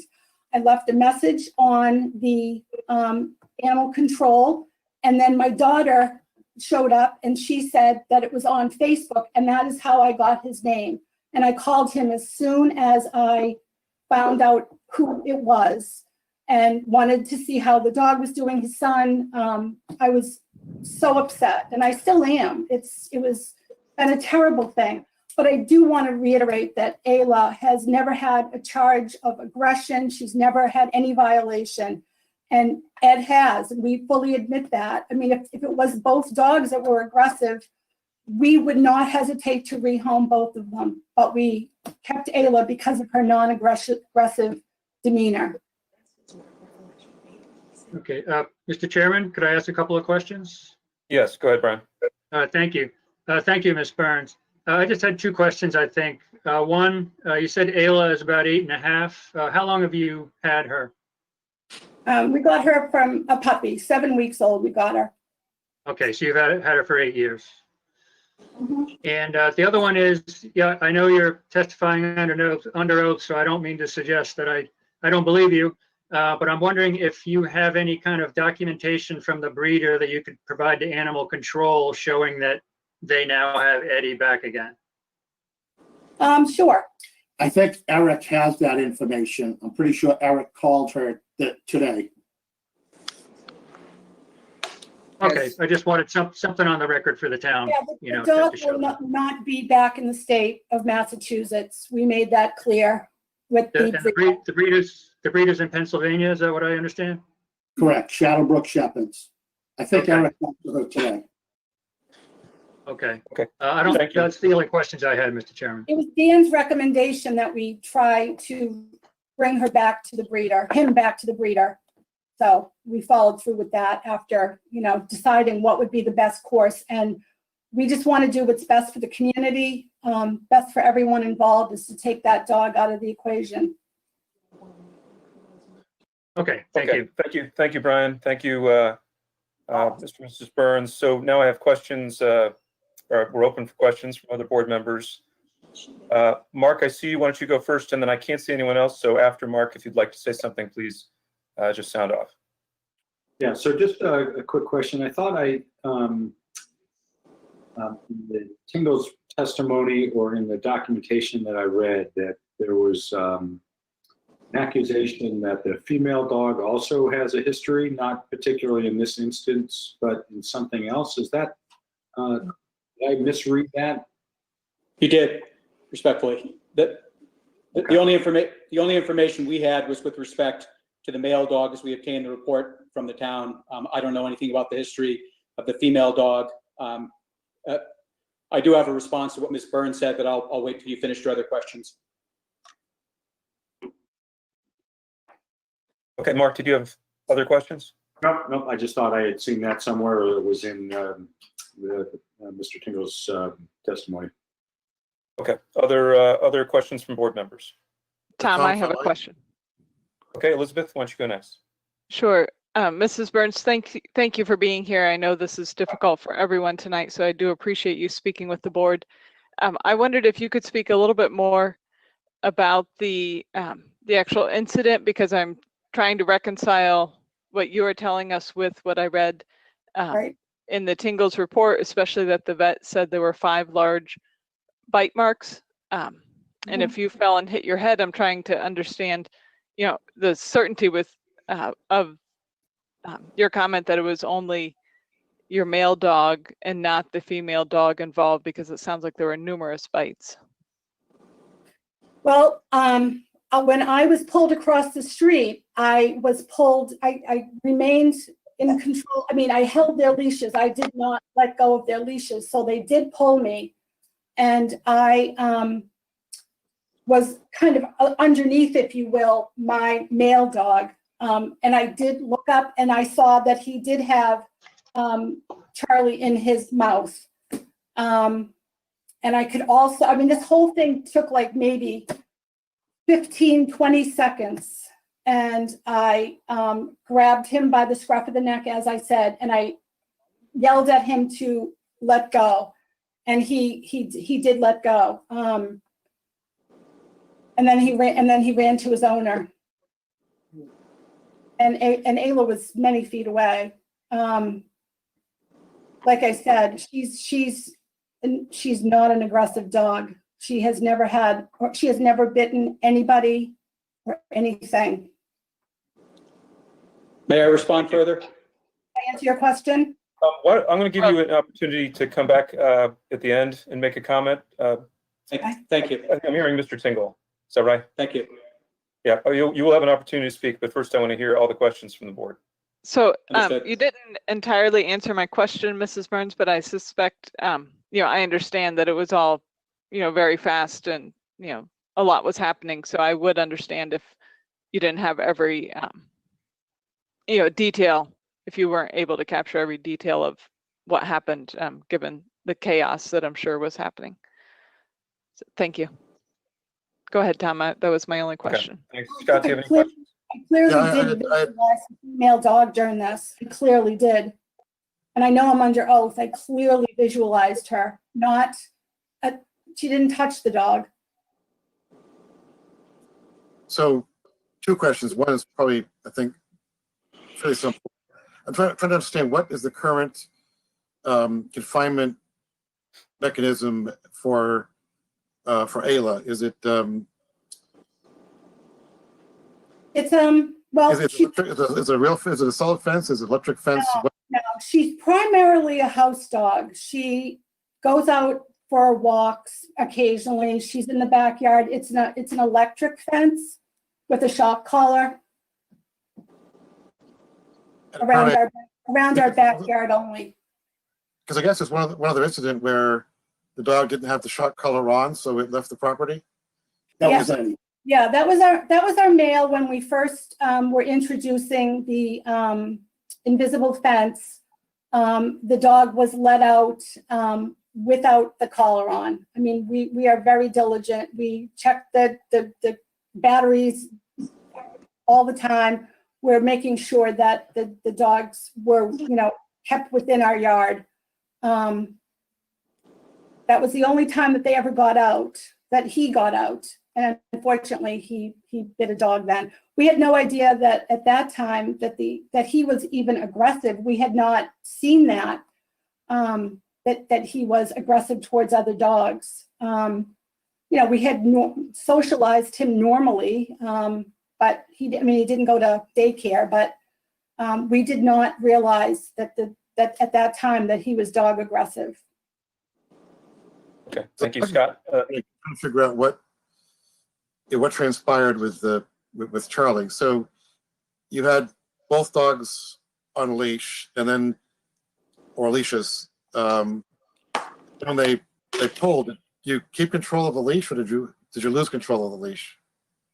I kept control of the leashes. They were kind of wrapped around each other, and I kept control of the leashes. It was maybe from one side of the road to the next, maybe, I don't know, would it be like 20 feet? And I did fall. But so is it a 20-foot leash then, or? No, the distance between when we were on one side of the road and Charlie and Sam were on the other side of the road. I guess trying to understand how. Hold that distance. Just trying to understand, sort of two accounts of the incident.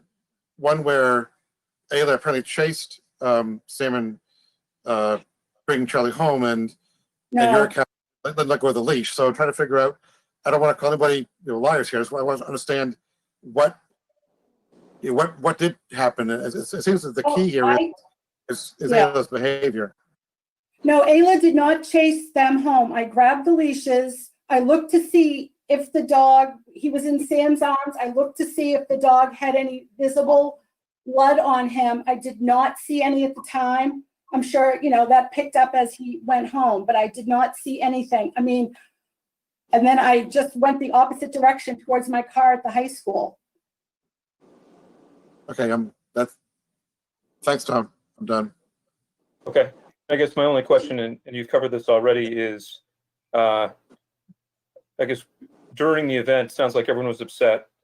You knew that Sam and Charlie were sort of both traumatized. I guess it wasn't possible for you to try to follow up with them then and get your dogs in the car and try to react directly and engage, because it's a little concerning, given that you knew that there was some real injury there that you left. Well, I didn't think staying would be in the best interest of anybody, because my dogs were, excited. The other dog was stressed.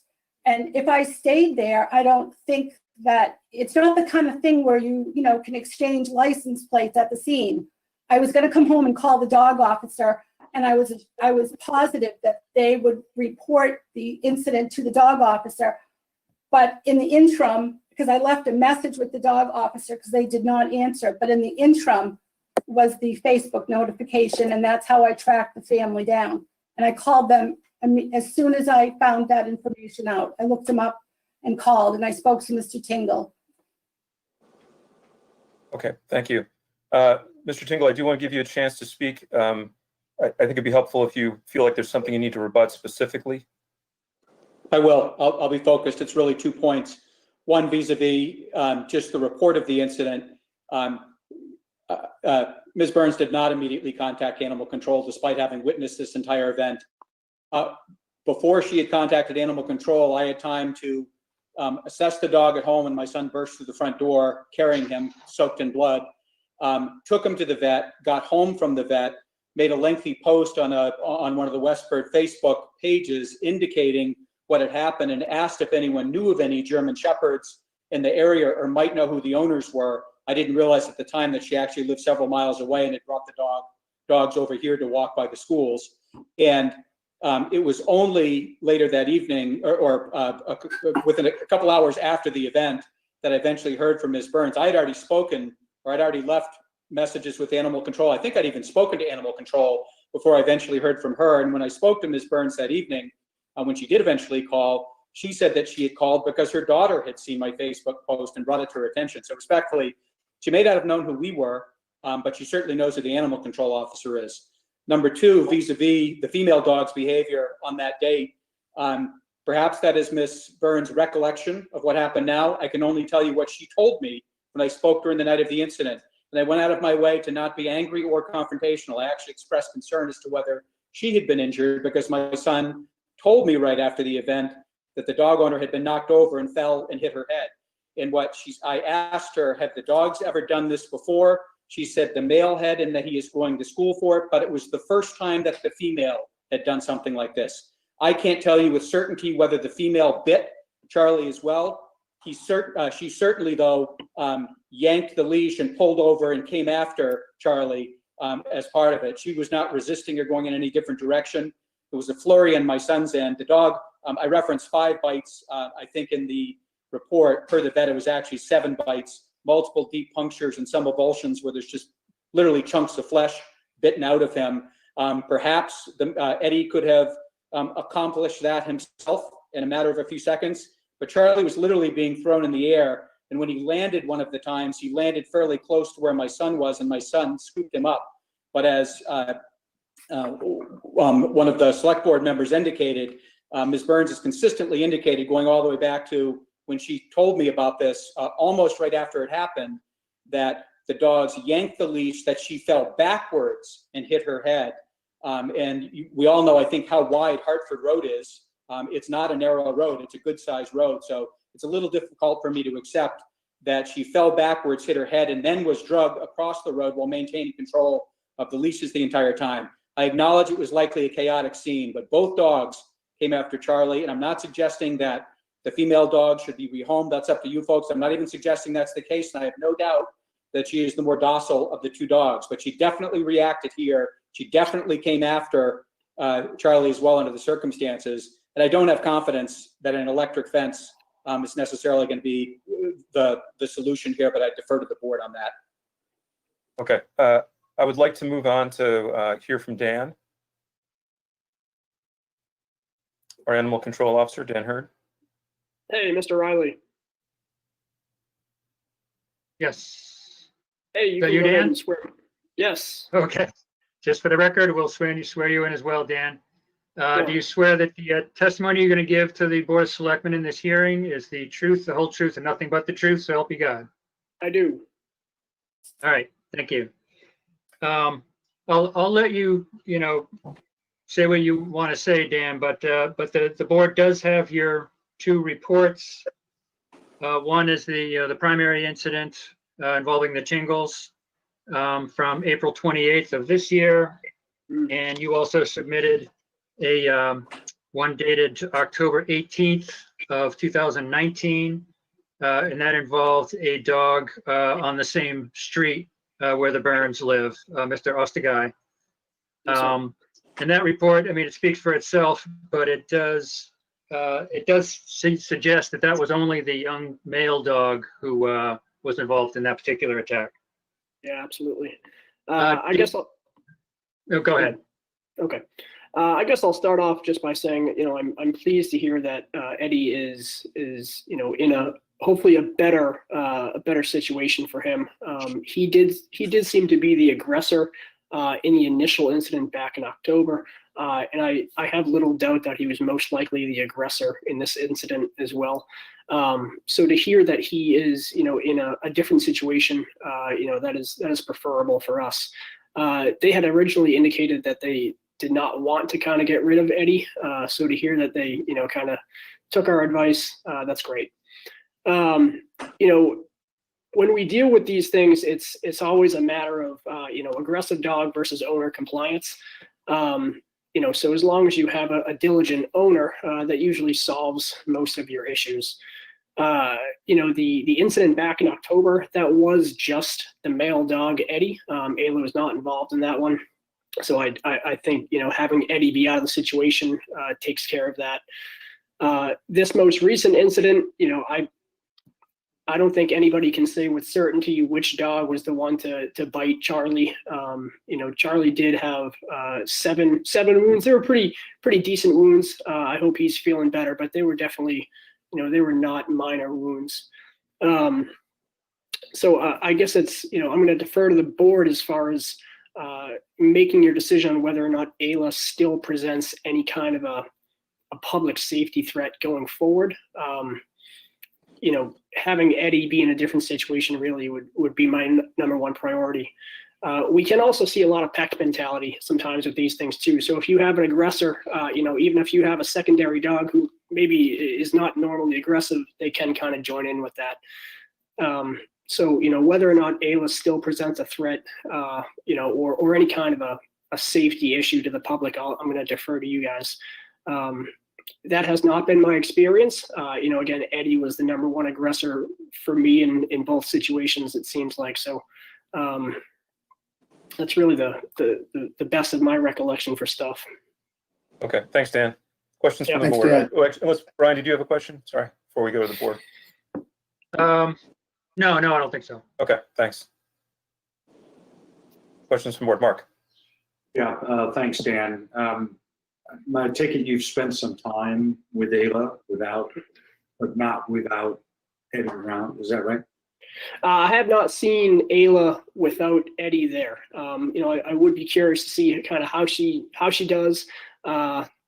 Again, that's going to be a pretty limited, interaction, with me there. So being able to know how she's going to be doing in public by herself, and again, having owner compliance with actually keeping her on the leash.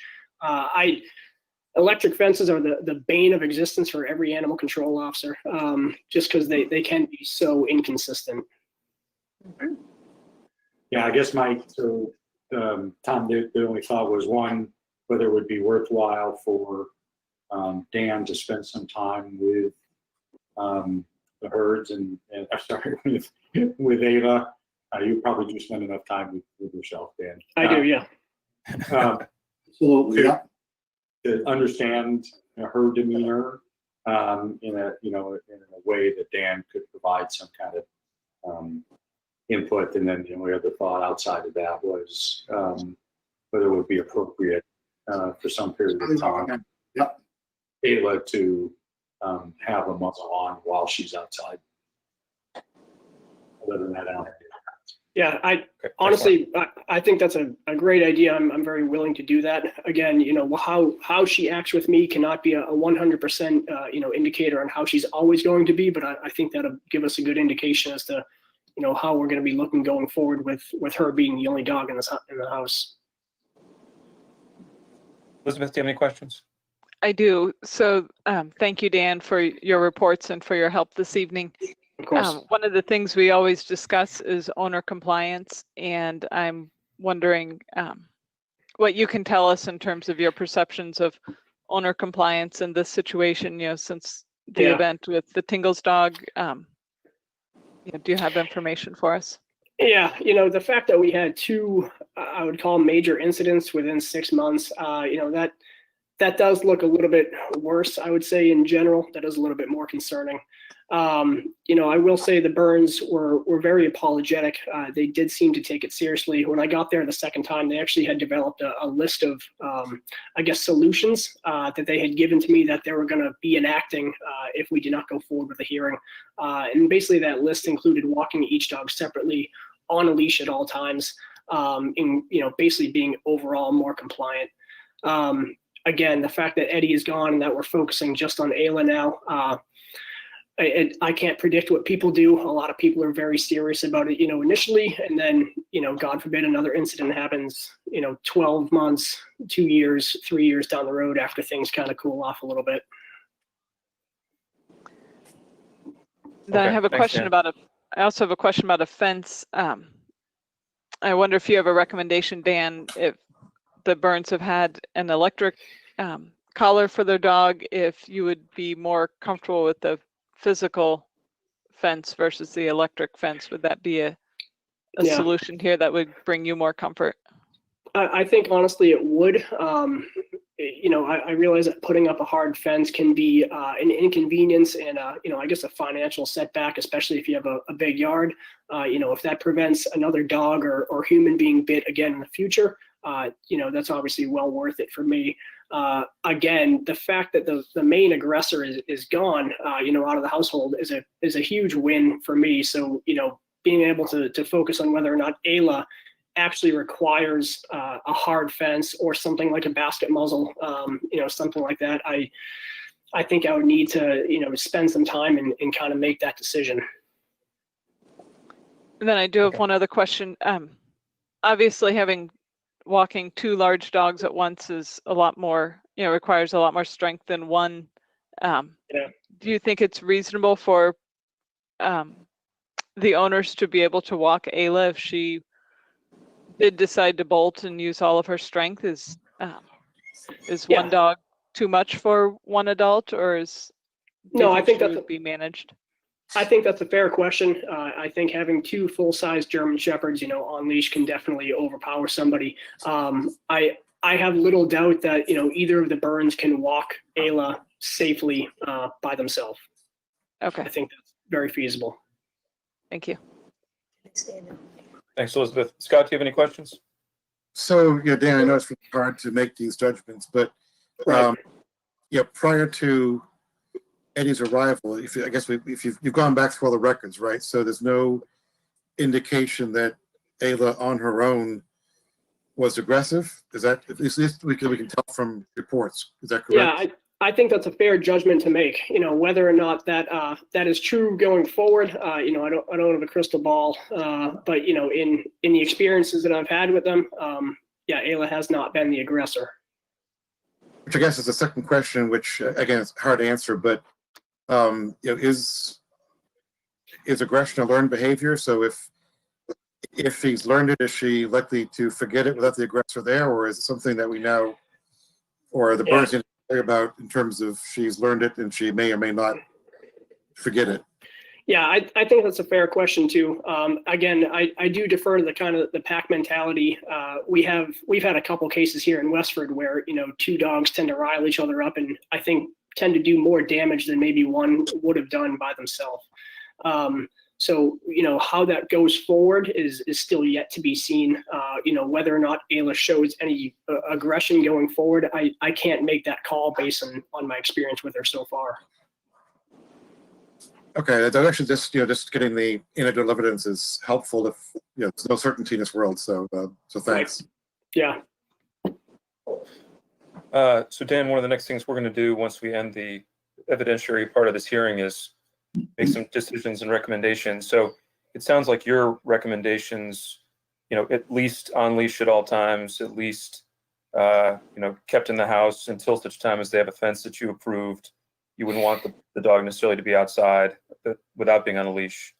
Right. It sounds like you, and I respect the fact that you'd like to understand and spend some more time with the dog. Just any other guidance for us as we think about what control measures we may want to implement here in terms of what you would like to see us do? Yeah, we've done the basket muzzle a couple times in the past, and those were very specific cases where we knew a specific dog had caused a specific injury, and the basket muzzle was great for those incidents that we used it. Without me having direct proof of Ayla actually causing at least a single bite, if not multiple, I think jumping to a basket muzzle would probably be a little bit of a leap.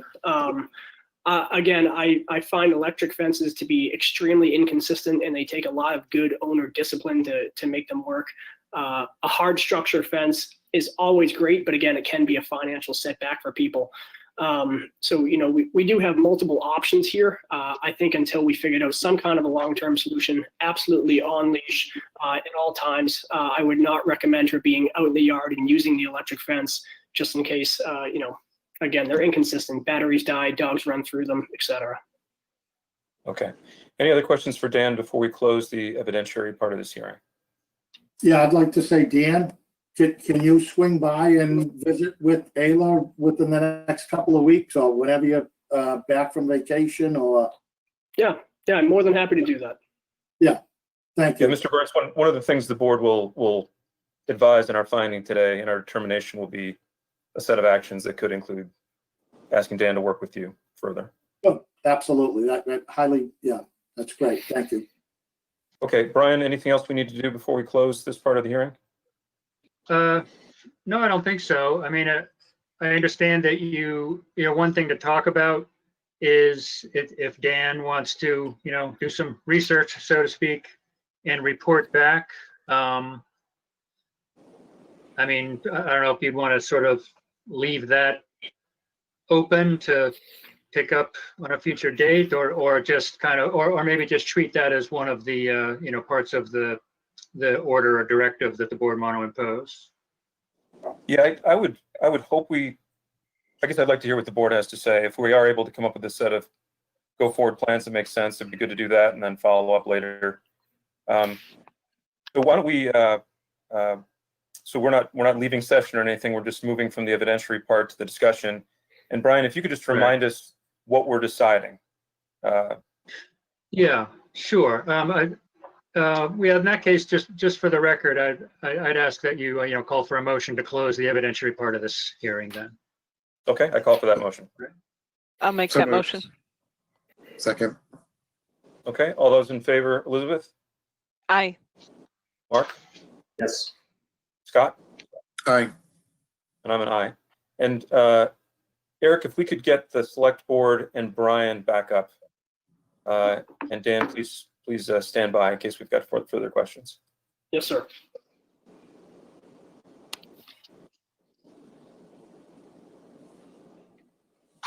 So while Eric's working on that, Brian, at this point, we usually just remind the select board members of the public, the different findings we can make and then the different conditions we can impose as part of those findings. Right. This is governed by a particular statute, Chapter 140, Section 157, which is called the Nuisance or Dangerous Dog Statute. And it's where, somebody can submit a complaint, come in and offer sworn testimony, which you've already heard now tonight. And then basically it's left to the board to kind of consider what you heard and see, what types of, remedies you might want to impose. And those can be, pretty broad range. The term nuisance dog it has sort of three parts to it. The first two have to do with excessive barking, which is not really what we're talking about tonight. And the other one is this, a dog that has, been threatened or attacked, another animal or a person, but that was not grossly disproportionate under all the circumstances. So there was some sort of mitigating case where maybe the dog wasn't the out and out aggressor. So that's considered a nuisance dog, quote unquote. And then you have dangerous dog, which is a dog that without justification has committed an attack, has actually injured another dog or livestock or person, and has posed that kind of, imminent threat that something more serious, may be called for in terms of a remedy. And as far as the finding of the statute says that if you decide the dog in question is a nuisance dog, you've kind of got discretion on what kinds of things you might want to order. Obviously that's going to be something less than you typically find with the dangerous dog section. And then conversely, if the board takes a vote and finds that the dog in question is a dangerous dog, then you're actually required to impose at least one out of 7 different options. One has to do with restraint of the dog, which would be on the property, and that the dog should be confined to the premises, whether that's a physical fence, a dog run, some sort of pen when the dog is not actually inside the house. It's got to be, humane, somewhere where they're not stuck out in the elements if no one was home. A third option has to do with muzzling, as Dan mentioned. Perhaps a muzzle or having a leash of some kind. It says not exceeding 3 feet in length.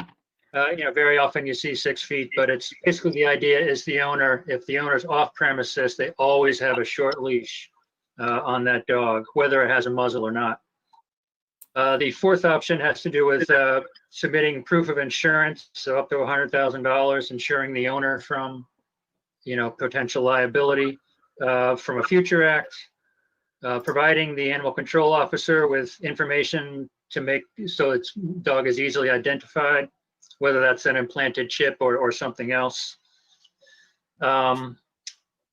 ordering their dog be altered, that's probably not, neutered, that's probably not an issue here. I didn't ask, but, Ayla's over 8 years old now. And then the final option is that the dog be humanely euthanized. Obviously, that depends on how serious the incident, or if it's a recurrence. So basically, the board needs to talk about what you've heard, the records that you looked at. Certainly, an important factor here is that the young male who appears to be the aggressor from the prior incidents is not on the scene anymore. So Scott, I see you have a question, but let me actually. Well, yeah, Scott, go ahead, Scott. I have a question for Brian, if I could. Sure. So, normally, if Eddie had not been rehomed already, it is not an option to require rehoming, right? That's forbidden. So that's right in the statute. Yes. Right. So he is, in my opinion, we had two dogs with two different, I think, sets of issues, and he is the one who's, I think, quite clearly a dangerous dog. So where he's already left the state, are we allowed to make it a requirement that he not come back to this home, or how would we handle that one? Yeah, I guess Brian, that relates to my question, Brian.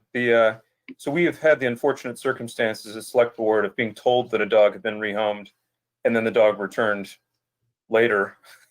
So I'm wondering if we, out of good practice, even though at this point it seems like everyone agrees Eddie is in a good place, if we need to have a finding for Eddie anyway, such that, I guess in the unlikely case he does come back or something happens, we can escalate.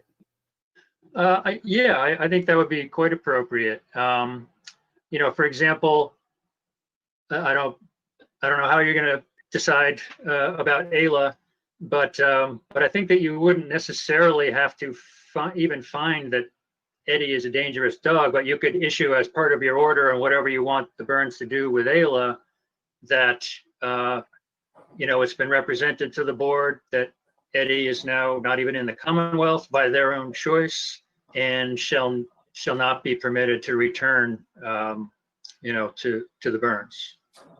And that way, if he showed up later, then that would be a violation of the order right there. Okay, Scott, did you have any more of your questions? No, I was curious how we handle a de facto removal when in fact we can't do a removal. So that's my answer. Thank you. Okay. Why don't we open it up for discussion then, now that we know what our options are. And maybe we can start with Eddie and as a group decide, we could follow the advice Brian's just made and include that in the order. We could do something else. Any thoughts on that before we turn our attention to Ayla? I would support doing what Brian said. I think our primary concern is Ayla, trusting that Eddie has been permanently rehomed. And if we can include that with any direction about Ayla, I would support doing that.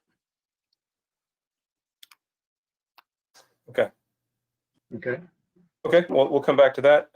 So let's talk about Ayla. What are people's thoughts? Mark? Yeah. So I think it would be wise to have, before we make any decisions on Ayla, to have Dan spend some time with her. And while that is occurring between now and then and Dan's report, that Ayla not be allowed out without a leash on until that report has been filed or until we reconvene on it, which, if we want to come back and just get Dan's report on the 14th of July. But I certainly can't sit here today and make any recommendation on Ayla without having somewhat more of a professional than opine on her. Okay, thanks. Elizabeth? So I think in the past we've had to answer the questions about nuisance and dangerous and then any remedy. And when I listened to Brian read through the nuisance and dangerous and thought about the past hearings we've had, I think nuisance does not apply. This isn't a barking dog situation. And then in terms of dangerous, we know that if this goes to the air court, can we be certain that Ayla was the one that actually bit Charlie? We have good reason to believe that she was involved and responsible for some of the injuries, but we don't have, hard evidence of that. And so I would struggle with the dangerous label for that reason, that if it was appealed, I'm not sure we would be able to fully back that up. But I do support moving forward, immediately with whatever Dan is recommending, and whether, Mark, this is the final one, or, I think we certainly would agree with keeping Ayla on a leash and walked by an adult at this point in time, if that's final tonight, or if the board wants to come back at a future meeting to finalize those recommendations, especially related to a permanent fence. If the Burns need time to think about that, I'd be open to that. But I think effective this evening, I would want assurance that Ayla will be on a leash and not be confined to the yard with the electric fence. Scott? So, I find the incident, frankly, to be confusing. And I understand it's heat of the moment, and we've got two very different stories, which would lead to very different views of Ayla. But my supposition is that, she was probably involved somehow. And out of abundance of caution, we have to assume that she was somehow, given that she could have been, and given that she is a German Shepherd and a good-sized dog. I'm with Mark and Elizabeth. I want Dan to spend some time and evaluate her. And I think in the meantime, always being on a leash is the obvious prudent choice. And my question is the fencing, because are the owners prepared to walk her every day when she has to go out, rain, snow, cold, or is the fenced yard actually going to be necessary because they don't want to walk her every time she has to go out? So I think for tonight, I would say that I would require the leash, as Mark and Elizabeth have suggested, and maybe see where we go. But I'm leaning towards also saying fence is probably a smart idea just for her own protection. I guess question for Brian: can we, let's say that this body wanted to issue an order that said, in the short term, Ayla has to be on a short leash, or inside at all times. Dan has to go do an evaluation, make recommendations to bring back to us. Can we make that order without declaring Ayla a nuisance or a dangerous dog? Do we have to come to a finding of what kind of dog it is in order to make such an order?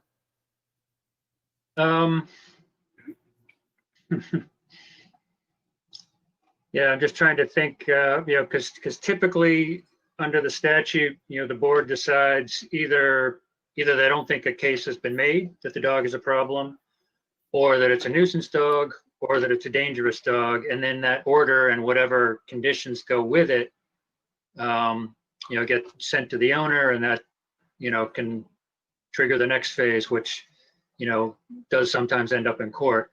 So I'm trying to think as I talk here whether it might make more sense to just kind of try to give a strong directive, and I'm sure Dan can as well, to the Burns, that's what they expect to happen to the dog over the next few weeks, and then he can submit his report, and the board can make a final order, which has to go out in writing. Yes, Mark. Yeah, so that's where I'm in no position to suggest that family has to go and spend, $10,000, $15,000 on a fence without having some report. So I'd like to continue this until our next meeting. Ask Dan to do a series of visits where he can give a better opinion on how she is on her own, and what other things other than putting up a permanent fence would be warranted, and then make a decision at our next meeting about which direction to go. Other than that, I can't go on any on anything else. If I may, Mr. Chairman, yeah, I think that's probably the best course. I think the Burns understands already, what the board expects as far as keeping Ayla under control will be, and that if between now and your next meeting there's an incident involving Ayla, obviously the board is going to look at that very seriously. So so I think my recommendation, if you don't want to make a decision tonight, and I certainly understand why, would be just to continue this hearing without actually approving a final order and close the loop on the next meeting.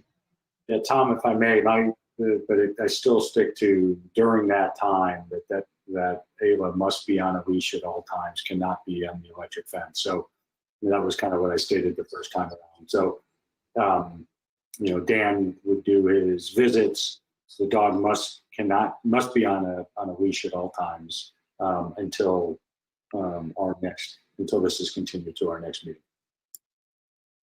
So let me just go back to Elizabeth and Scott and just check in and see where you guys are with that approach. That's fine with me. I would just make sure we're very clear with the Burns that it's a short leash, not a retractable leash. Mm-hmm. Okay, Scott? Yeah, I'm okay with it. I was not, band-aiding a fence. What I was saying was we have a reason to believe that she was aggressive at least once, which we have reason to believe that injured another dog. And if it happens again, then not only has the second dog been injured, but we will be looking at Ayla in a different light. So, I think we can certainly see what Dan finds out, but it may be that a fence is good for both the neighborhood and for Ayla. But I'll go along with the board right now and say just table it for the moment.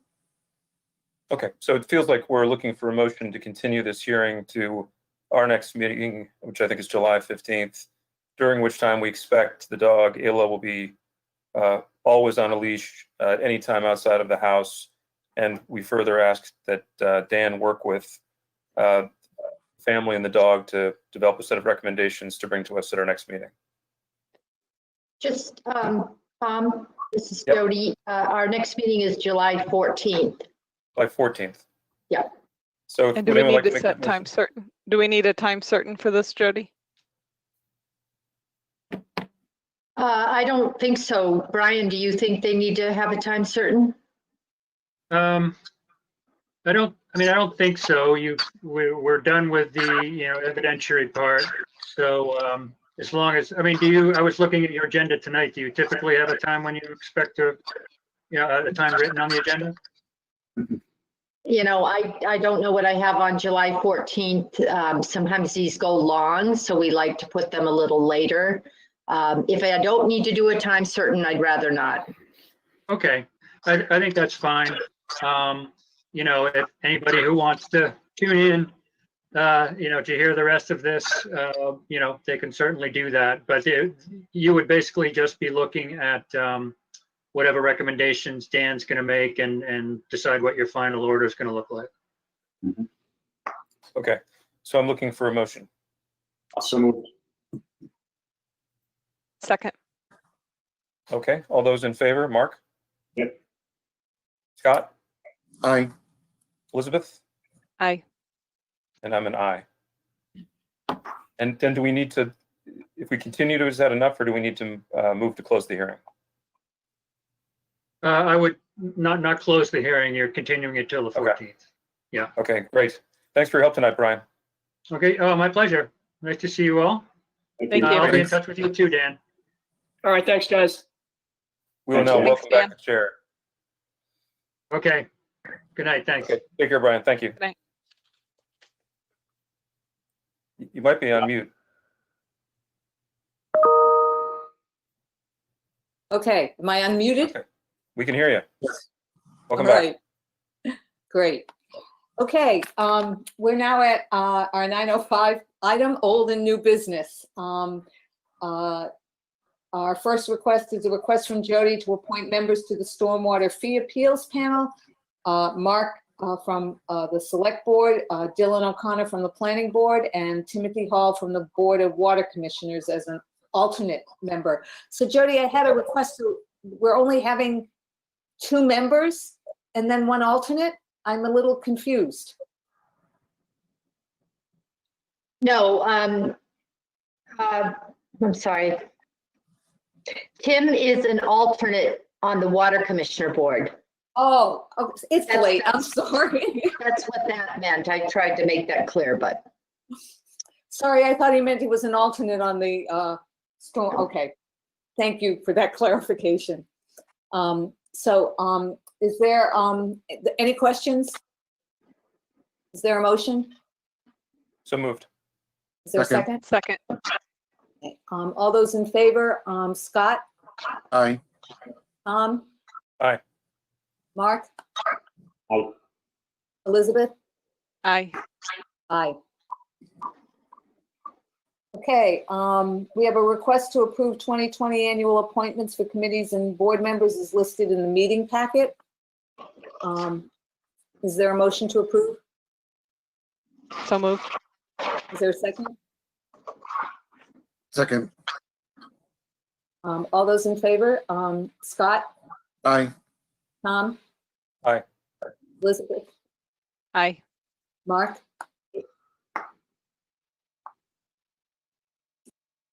Mark? Yes. Oh, thank you. Okay. All right. Board reports and updates. Are there any board reports and updates? Okay, seeing none. Town managers report. Yes, so I have a request for you to approve the regional application for a CDBG grant for micro enterprise and or public social services with funding from the CARES Act. It's a regional application we're putting forth. So Jody, moved. I was going to say, Jody, you want to take 30 or 45 seconds just to explain what it is and what it might fund? Well, let's see. It can fund, well, it will assist businesses. I believe it's under 5 employees. Anything related to COVID closures, whatever, and also can fund food pantries or any other public service that's been impacted by the COVID situation. So I think it's about $400,000 per municipality. And we entered this with 5 other communities. And I'm just looking for your support of the application, and hopefully we'll get the grant and be able to help our small businesses and public service. Great, thanks. Is there a motion? So moved. Is there a second? All those in favor, Tom? Aye. Mark? Yes. Elizabeth? Aye. Scott? Aye. Aye. Secondly, thank you. I'm asking to be able to take or to carry over 9 vacation days above the allotment. I've been trying to take time, but you're keeping me very busy. Is there a motion? So moved. Is there a second? Second. All those in favor, Scott? Aye. Tom? Aye. Mark? Contemplating, it's close in my head, but okay, yes. Elizabeth? Aye. Aye. Thank you. So in terms of contracts, we have Maya for our various insurance policies we have for fiscal year 21 at a 0% increase. VFIS, which is our firefighter IOD 111F insurance for public safety personnel, and actually not only fire, it's also police, $53,738. Joseph P. Cardillo and Son for the Kersey Circle Water Main Replacement Project, the amount of $1,160,785.54. Ty and Bond for professional engineering, excuse me, for the Town Farm Road Water Storage Tank Rehab Project in the amount of $52,000. And an amendment with the professional services agreement for the Westford Housing Authority in the amount of $38,404 for fiscal year 21, $39,172 for 22, and $39,955 for 23, as requested by land use. Purchase orders, I have American Alarm for support and monitoring of security systems, 47,000. CDW Government LLC for VMware's software support, amount of 17,623 and 36 cents. And Evoqua Water Technologies for disposal of spent perchlorate filtration resin in the amount of 12,650. Does anybody have any questions about any of these? Great. Is there a I'll move motion to to approve. approve? Is there a So moved. second? Okay, all those in favor, Scott, Aye. Tom, Aye. Mark, Yes. Elizabeth? Aye. Aye. Is there a motion to waive reading of correspondence? So moved. Second? Second. All those in favor, Scott, Aye. Tom, Aye. Mark, Yes. Elizabeth? Aye. Aye. Is there a motion to adjourn? So So moved. moved. The second? Second. Scott, Aye. Tom, Aye. Mark, Yes. Elizabeth? Aye. Aye. And with that, Elizabeth, thank you again for everything. We will miss you. Thank you. And good night to all of you. Good night to Westford. Everybody stay safe. Good night. Good night. Aye. Thanks. Good night.